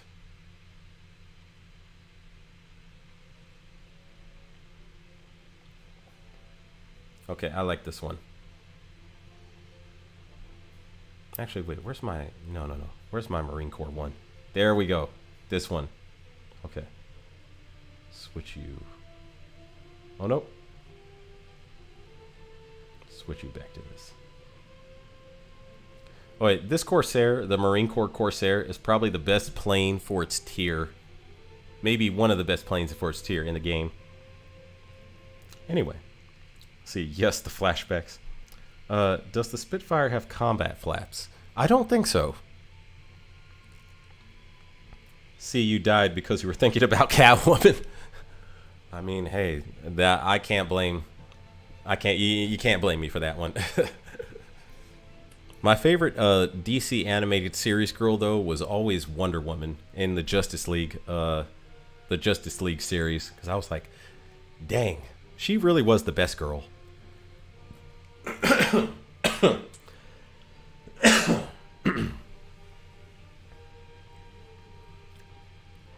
Cheetara from Thundercats. You know, I never. Okay, I have not really watched Thundercats that much. I watched it because it was on Cartoon Network a couple times, but I never really like watched Thundercats. She even has that magical whip. I see. Okay, favorite cartoon girl I remember when I was little. I'm trying to think, like, of all the cartoons I watched, for some reason, the three that pop into my mind are Shigo from Kim Possible. And, okay, my favorite DC animated series is actually Batman Beyond. And I always liked 10 from Batman Beyond. 10 and Ink, really, but mostly 10. But Shigo, 10, and oh man, there's one other one. Okay, this isn't the one I was thinking of, but I am thinking about her now. Do y'all remember Galatea from the Justice League cartoon? Like when the government made a whole superhero team to go fight the Justice League, they created basically that universe's equivalent of Power Girl, but for some reason they called her Galatea. I was like, she's nice.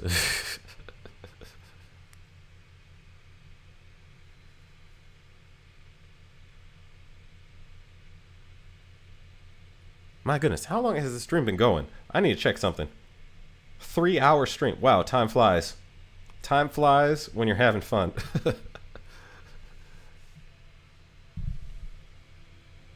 Yeah, I might actually have to go after this match. Okay, one more match. And I think I might have to go. It says, yep. You remember Galatea? Yep. Yeah. Galatea, that one was like, ooh. To me, she was nicer looking than Wonder Woman, but you know, she was just crazy. I mean, she was a clone. To be fair to her, she was a clone of another superhero, and she was genetically engineered to beat that superhero. So I can't imagine that producing a sane person in general. If your whole life was basically one mission, and then you fail at the mission.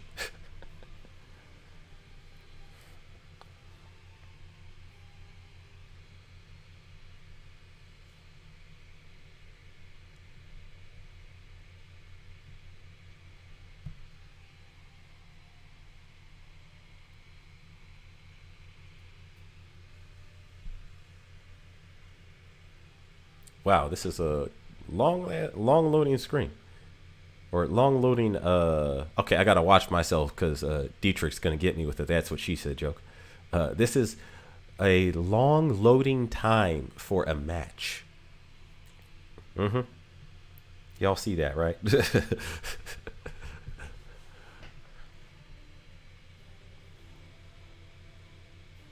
Yeah, my favorite World War II plane really is the F4U Corsair. It's like, so the amount of stuff that the Corsair went through in World War II is incredible.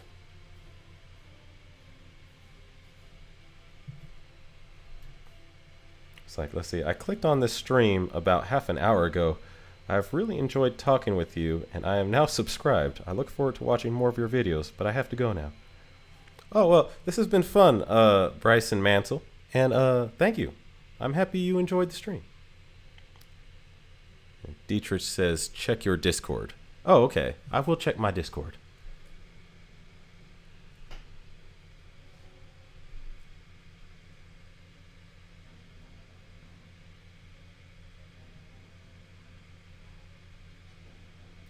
Oh, I hate this map. Ah, okay. It's one of those maps where the map is borderline too big. Just a tad too big. It's not necessarily that it's too big, it's that the mountains are too high. I mean, I understand they were trying to make like obstacles in this game, but excuse me. I understand they were trying to make obstacles in this game, but when you're flying like this tier of plane, the planes take forever to climb over the mountains.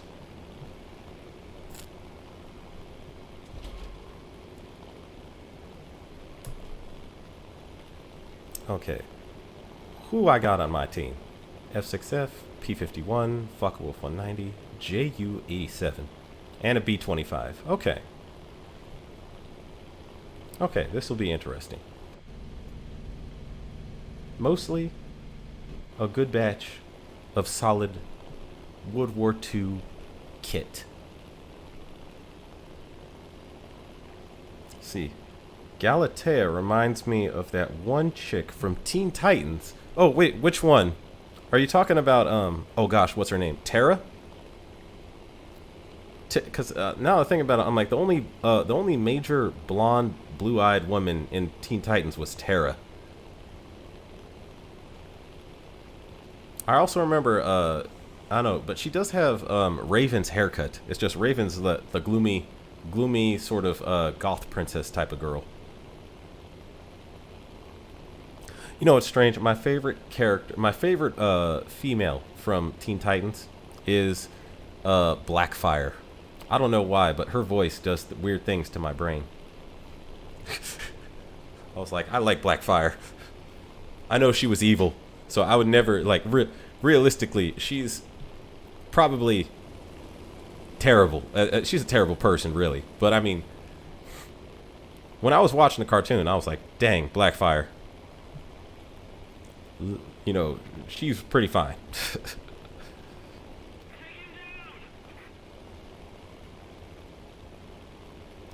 Biggest animated crush has to be Scooby-Doo and the Witches, or Thorn from Scooby-Doo and the Witch's Ghost.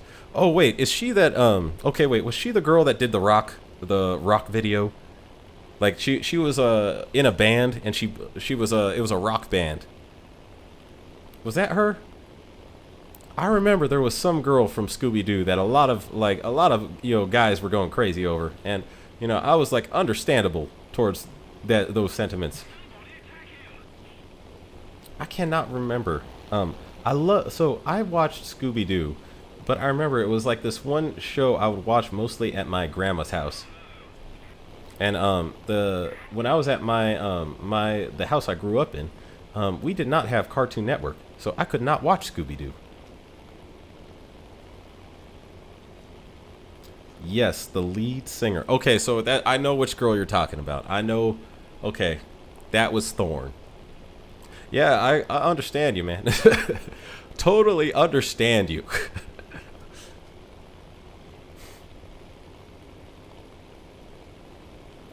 For me, I want to say that was Shigo. For like the one that I like was Shigo from Kim Possible. Is he gonna go after that guy? He'll probably get that guy before I could get to him. Yeah, see, I need to climb high and find somebody to pounce on in this map.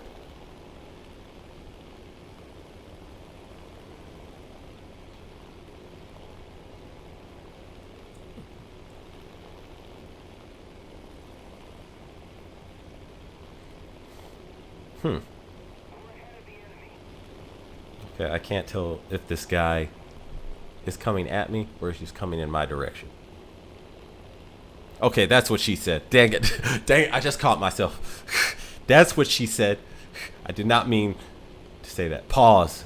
That's what she said, and pause. Okay, now we're getting... Okay, is he AFK? He must be AFK. Free XP. Oh, nope, now he's moving. Too late, though.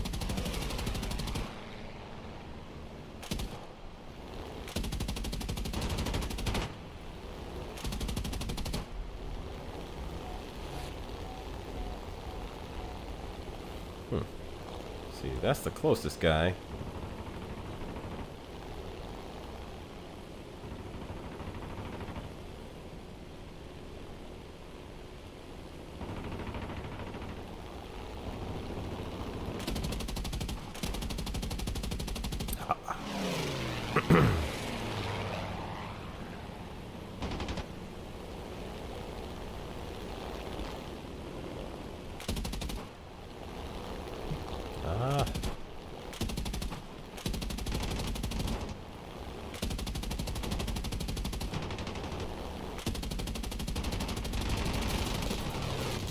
I got a couple hits on him.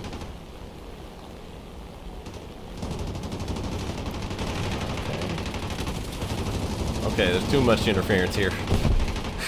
Way too much interference. Yeah, if I shot him that time, I would have shot my own teammates. Which, War Thunder, I noticed they introduced a new policy where if you shoot one of your own teammates down, you pay a very hefty fine in Silver Lions.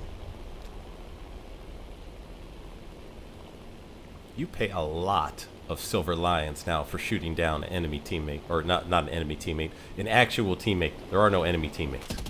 Unless they're team killers. Then that's different. Why is this map so large? Ah.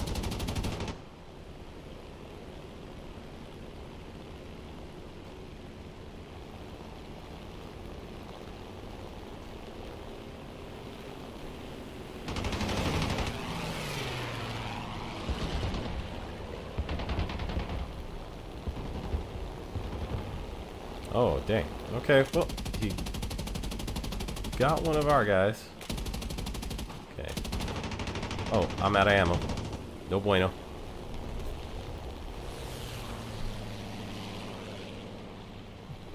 See, Shigo just reinforced what Thorn started for me. You know, I could see, you know, they have the same energy, I think. I could see that. They have the same kind of energy. See, 1999 is when Scooby-Doo and the Witch's Ghost came out. So Thorn was exposed to me right as puberty hit and girls became the new toy. Hey, fair enough, man. Fair enough. For me, it was, actually, I want to say for me, it was Shigo. Probably Shigo, but also, man, there's a dozen. I'm now thinking about it. I'm like, there's quite a few cartoons. Oh, the 90s X-Men. The 90s X-Men cartoon. Rogue from the 90s X-Men cartoon.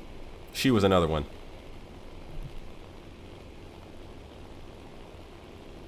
Damn, I feel old now. Thanks. I feel kind of old too now.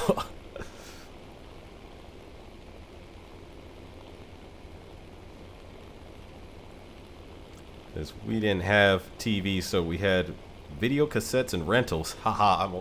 Yeah, if you remember video cassettes. Yeah.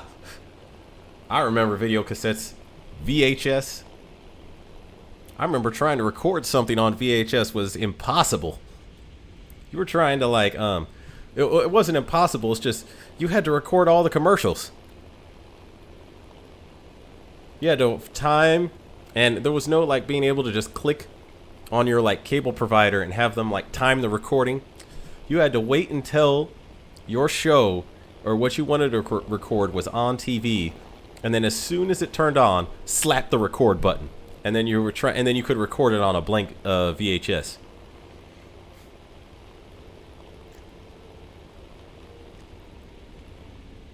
Yeah, Rogue from the X-Men and Jean Grey also, but mostly Rogue.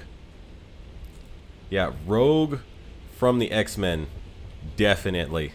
90s X-Men Rogue is the best Rogue, and we have not gotten one like her ever since. None of the Rogues in any of the new X-Men franchise material has been as good as 90s X-Men Rogue.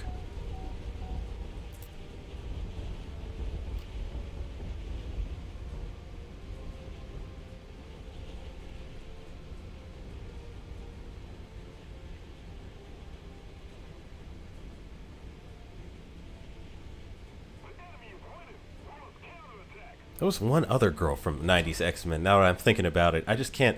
It's on the tip of my tongue, and it wasn't Rogue, and it wasn't Storm. It wasn't Rogue or Jean Grey. Oh my goodness, this is on the tip of my tongue. Oh gosh, what was her name?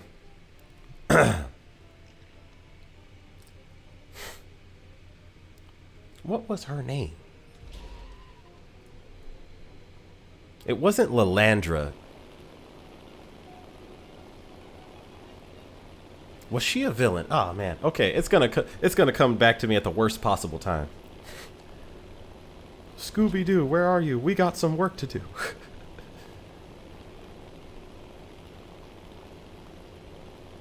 It wasn't Jubilee either, now that I think about it.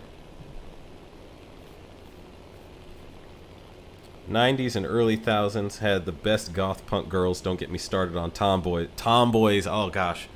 There were so many good tomboys and you know, goth girls from those cartoons.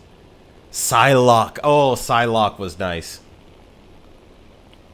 Psylocke. She was a very nice oh gosh, it wasn't her though. Oh man. Frost. It was Emma Frost. Okay.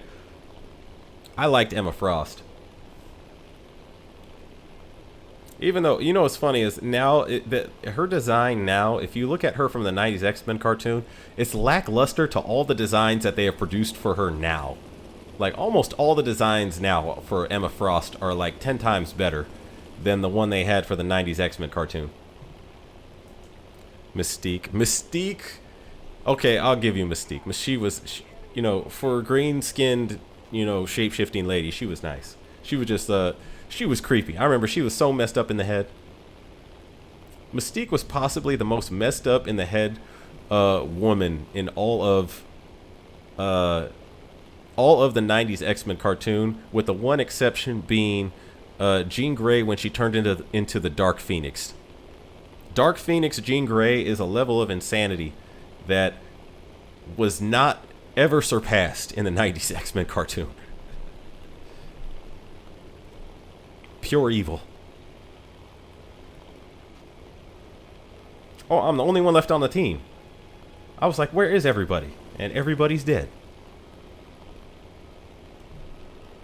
Well, I'll be damned. Oh, wait, here we go. You gotta have that crazy hot skill. Hey, sometimes crazy is fun. You're not wrong. The hotter they get, the crazier. Also not wrong. Also not wrong. And I think, you know what, I'm wondering if there's like some psychological reasoning for why that is. Man, he is way far away from me. Okay, here we go. This guy's much closer. Yeah, the Phoenix is not the nice yeah, there's a certain level of nice crazy and like not nice crazy. I don't know I don't know if I could put into words where the line is, but Phoenix was definitely the not nice crazy woman. Phoenix was, oh god, no.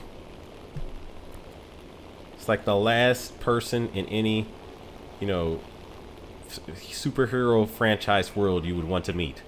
Phoenix, Apocalypse, and Joker.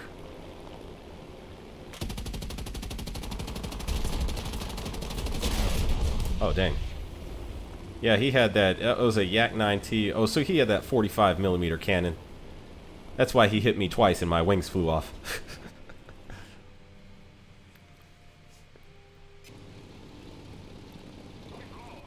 Oh, well, I got best squad. Okay, wait. I think I can do one more. I'll do one more.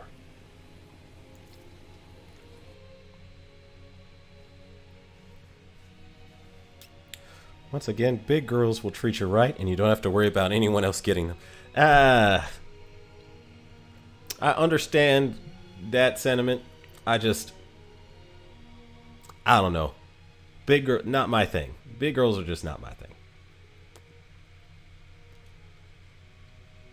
Okay, wait. I'm gonna try one more ground battle. Get my Yak 15. Maybe it'll show up with some air targets when I have my Yak 15 this time. That would be nice.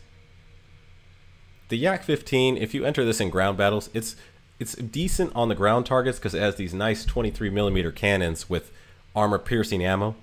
But this thing can outrun and outturn every fighter, every airplane at this tier when you get to ground battles. So it's like you basically can use this thing to instantly get air dominance. See, nice crazy is getting pounced on when you enter your house after work and not knowing she is mounting you for some sugar or if she's attacking you. You know, I could understand. Yeah, that is a good measure of the nice crazy.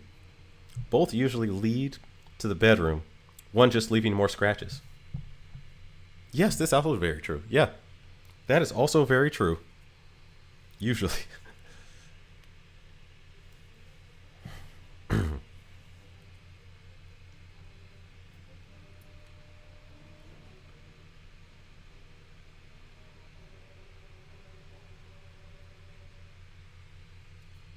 Says they can cook too. Me and my gal look like the number 10 walking down the street. All right.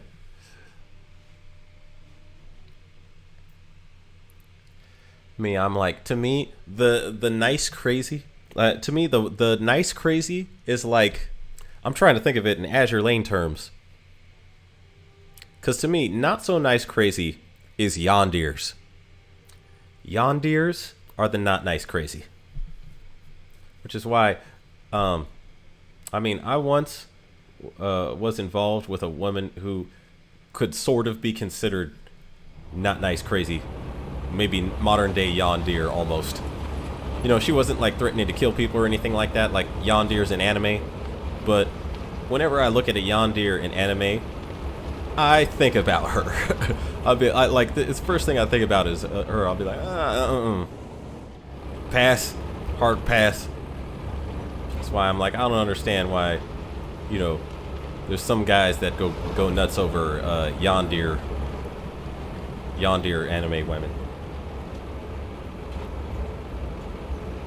Ajax, maybe? I haven't seen Ajax's lines, I don't think. Deers are where it is at. Yes, this is true. Deers are where it is at.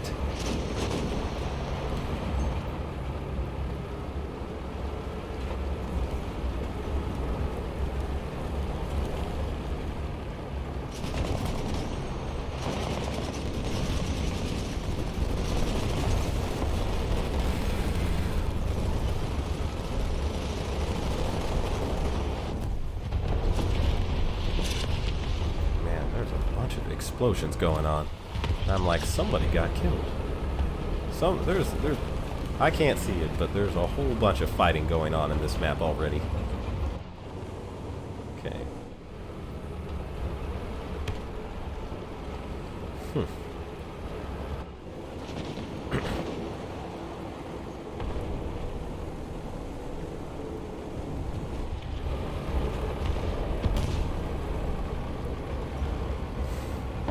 Oh, snap. Should have kept my gun aiming forward. Oh, he hit me with a sable round. Yeah, that'll do it. Let's see. Like Blucher in Azure Lane, or Winery from Full Metal Alchemist. Oh, yeah. Winery, yeah. Yeah, I would have to agree with you on that. Didi, you sir are a genius.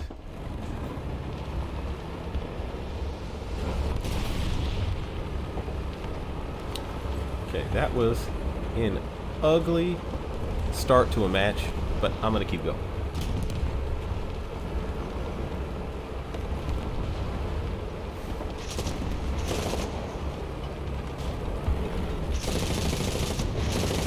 Okay, let me see if I can cruise around here. Oh, someone is out there, he says. Wow. Okay. I can't see him.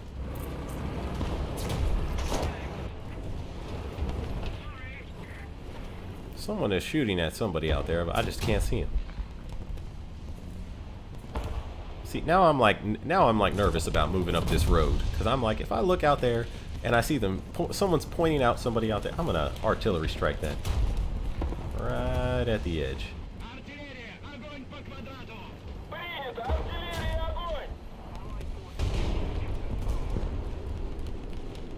Now, if I move up that road and there is somebody out there and they shoot at me, it'll be game over.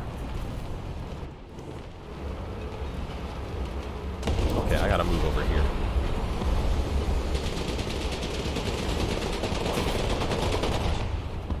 See, I'm like, what are they shooting? Oh, I saw somebody. Okay. Oh, there we go. There's a target. I can just get the right little spot to hit. Oh, they see me. And my gunner's out. That was bad. Bad choice on my part.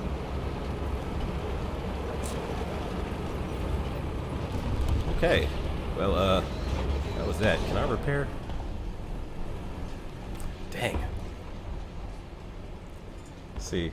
Aang, Sokka, and Ty Lee are deers from the Avatar The Last Airbender.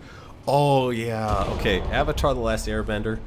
They have, okay, I liked Azula as a villain. Like, Azula is probably one of the best villains I've seen put in a cartoon. Because she was crazy, because her mother, you know, she thought her mother didn't love her. When she did, by the way. If you read the comics that they showed afterwards, you'll find that Azula's mother did, in fact, love her.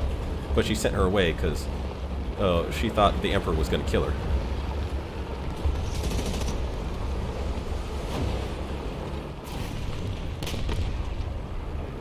I did like Ty Lee. I really liked Ty Lee, by the way. Wait, where's that guy that shot me? I need to get some revenge. Let's see.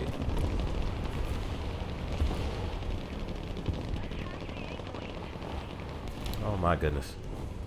I spent too much time over there repairing. Everybody moved already.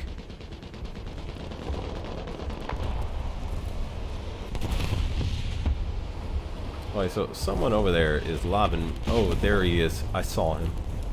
He was up there. Okay, someone over there is lobbing missiles. Hide behind this.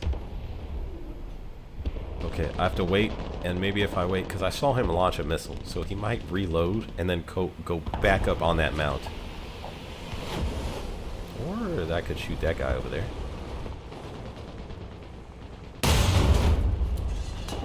Okay, I missed.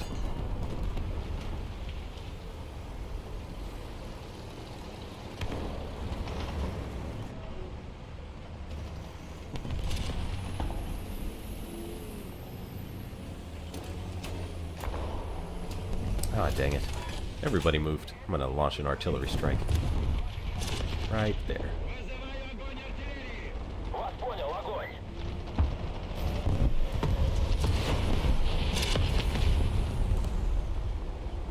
Okay, oh, I need to advance. Yeah, we need to take the cap. Running out of time. Ah. I hate when this happens. Says, oh, do you guys remember the Goofy movie? Yes, I remember the Goofy movie. I remember the Goofy movie a lot because I remember it had the cool skateboarders and everything. It says, my girlfriend is the moon. I remember that conversation between Sokka and Zuko in the airship. It's like, that's rough, buddy. My girlfriend got turned into the moon. Oh snap! Someone shot him.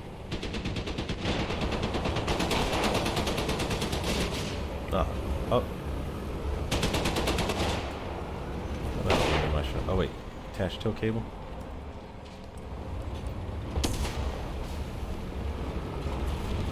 Ah, crap. Okay. I tried to pull him out, but he got shot. I tried to save you, man. Oh, dang. Oh my goodness, there's a tank right over there. Oh. Oh, I better leave.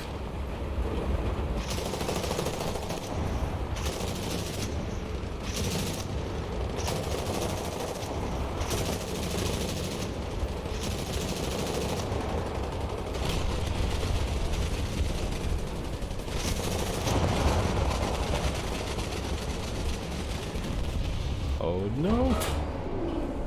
Ah. Okay. I was trying to set myself up so I could like shoot him when he came around the corner. But now I see that's not gonna work.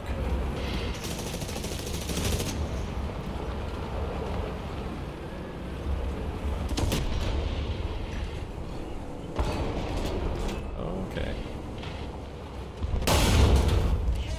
Ah, too thick armor.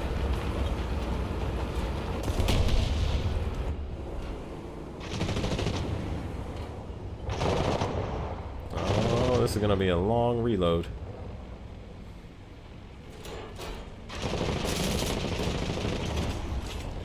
There's someone coming up the road.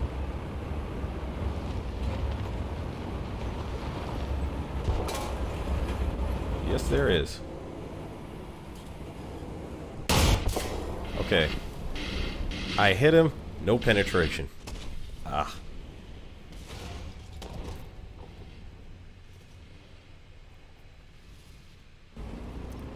Apparently, there is an Elastic Girl in Teen Titans. I'm having flashbacks of The Incredibles. Oh, there is, but she's evil. In Teen Titans, the Elastic Girl, and she even looks kind of like the Elastic Girl from The Incredibles, but she's like an evil Russian spy. And all the villain, all the like super villain teenage girls want to be like her. So she's like pure evil, but she's like the evil role model that all the villainesses want to be like.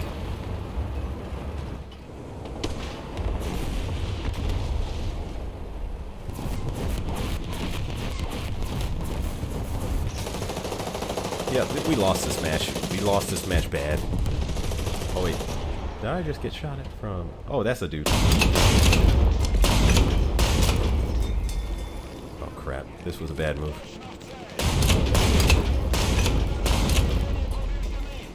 Okay, I cannot wound his armor.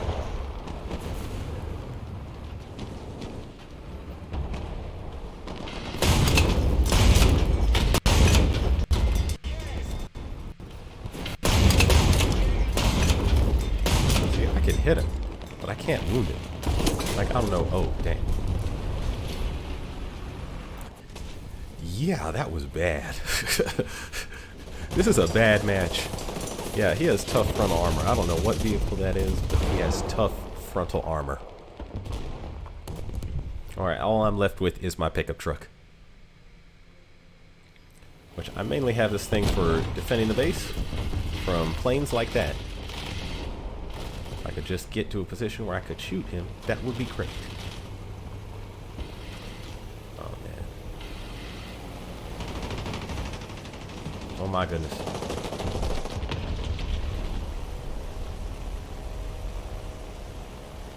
Evil? Sounds like she needs to be punished. But I'm sure Mr. Incredible is already on top of that. Pun on top of the pun. I see what you're doing. A pun and a, or it's actually a pun and a double entendre on top of the double entendre. Okay, I don't want to end the night on such a bad match. I'll do one more and then I'll call it a night. No, I'm going way overboard for this. Do one more stream and then I'll go back.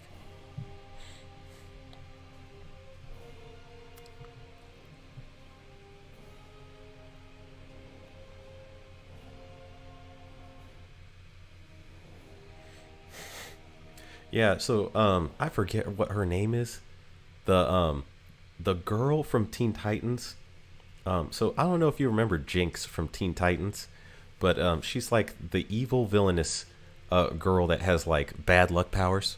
So she really looked up to this Russian spy Elastic Girl, and when she finally meets her in person, that girl, that woman treats her like trash. So the Russian spy Elastic Girl is not like a teenager in Teen Titans. She's an adult. So she treats Jinx like trash because she was supposed to capture what's happening here. Oh, okay. She treats Jinx like trash because she's supposed to capture, I think, the Flash, Kid Flash, or something like that. So she captures Kid Flash, and then Kid Flash escapes, but she already told this evil villainous woman that she had Kid Flash. So when she shows up and Kid Flash isn't there, she gets upset and starts treating her like trash, telling her to get her back, get him back, and everything. And then she actually hits. It gets so bad she hits Jinx, and then Jinx hits her back and stands up for herself. And that was kind of like the moral of that episode. Oh my goodness. Okay, I hate missiles. I hate anti-tank missiles. I hate them with a passion. I'm glad I'm only experiencing them from this point of view rather than a Russian tanker in Ukraine. That's the worst point of view to experience anti-tank missiles in real life.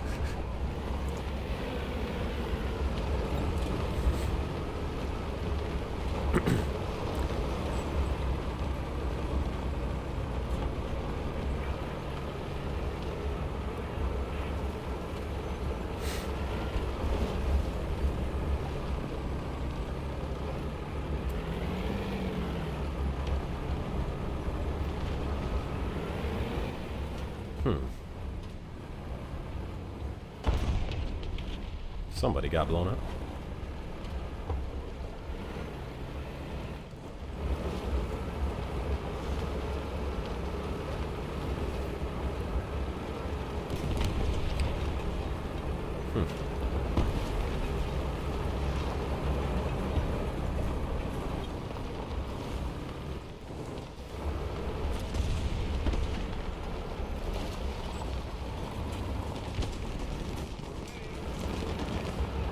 They already got enemies on the bridge at sea, so I'll post up here. Oh, snap. Dang. This has also turned into a rough match. Okay, let me try this. Teen Titans is a very dark, disturbed, and morbid show. You know, there's some things I will remember re-watching Teen Titans, and there's some things in that show that are clearly alludes to other things, but are very, very, very dark. Like, okay, the worst example I can think of is actually stuff.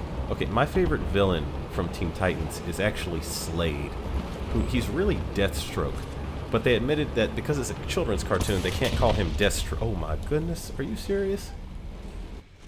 They're sitting right on our base, or that guy is anyway. Dang. This is even worse than the last match. Okay, so they could not call him Deathstroke because it has his name has the word death in it. So they just call him Slade.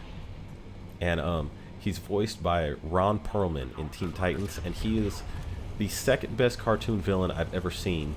With and considering the first is Joker from Batman the Animated Series, second place ain't half bad.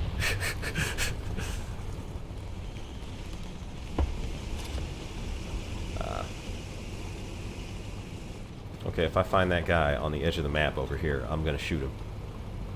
Granted, I don't know if these 23mm anti-aircraft guns will actually do anything to him, but it's worth a shot.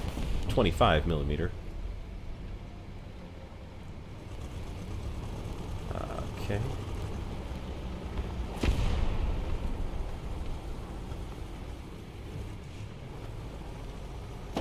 Oh, there he is. There he is. That's... Someone got him.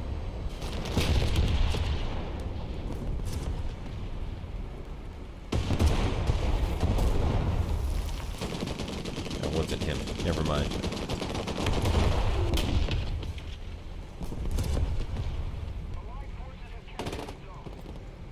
Oh my goodness.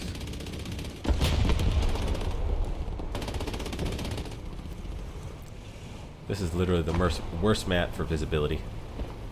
Okay, let me check the skies.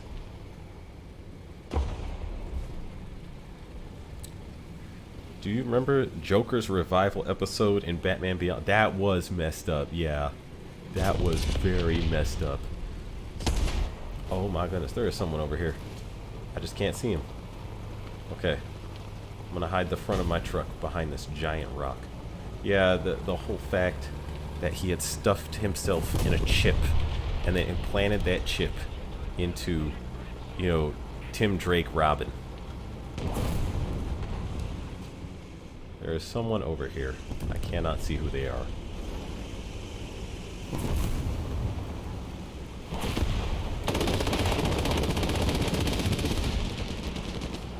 This is the downside of being in a truck. I really wish I brought some backup tanks, because now I can't advance forward. I can't really do anything unless an aircraft shows up, or an aircraft shows up and I can shoot the aircraft. Ah.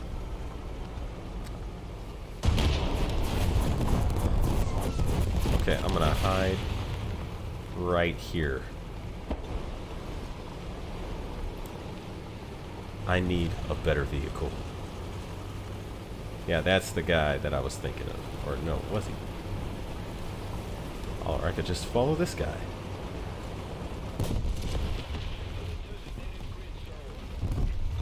Oh my goodness, what am I doing here?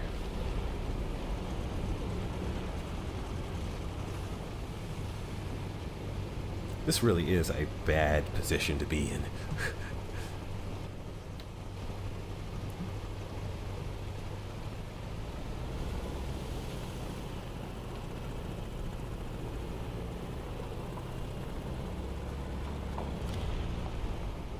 No, I think I'll just sit here for a second and see if I can spot any aircraft.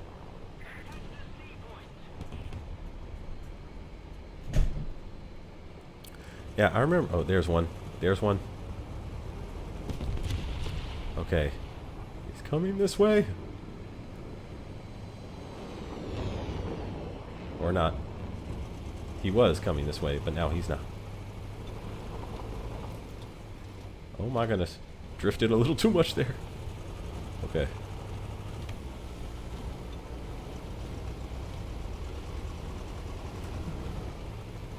Oh, there we go.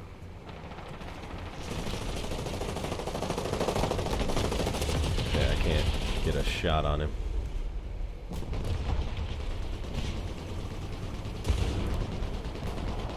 Ah. This is so frustrating. Okay, wait, here we go.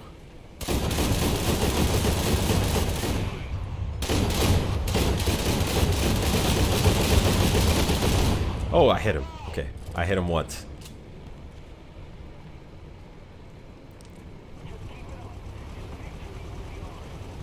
Yeah, this is frustration right here. I do remember that Joker's revival, I think it was a movie. So in Batman Beyond, they finished it off with a movie. And I believe the movie was one where Joker comes back. And I remember thinking, wow, that is so messed up.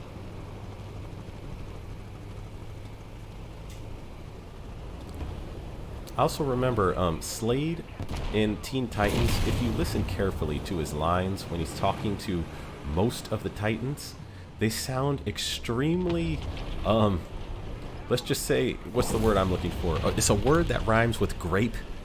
They sound extremely grapey.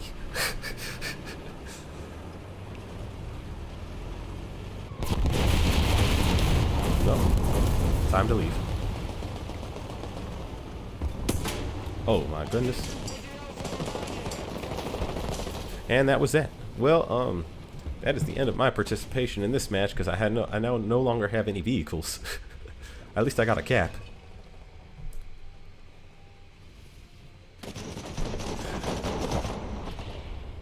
Okay. In any case, I think I'm going to end the stream right here. So, this has been a fun test stream. I have enjoyed spending my time with you all here.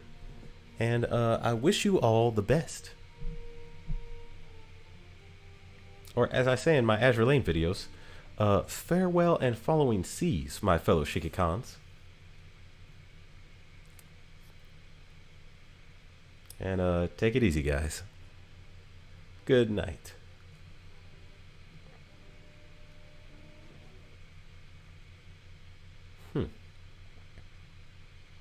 Now that I know how this works, I can do this again later. Okay. You got a cat, but boy, you got clapped. Yeah. All right, man. Laters. Yeah, take it easy, guys. Good night.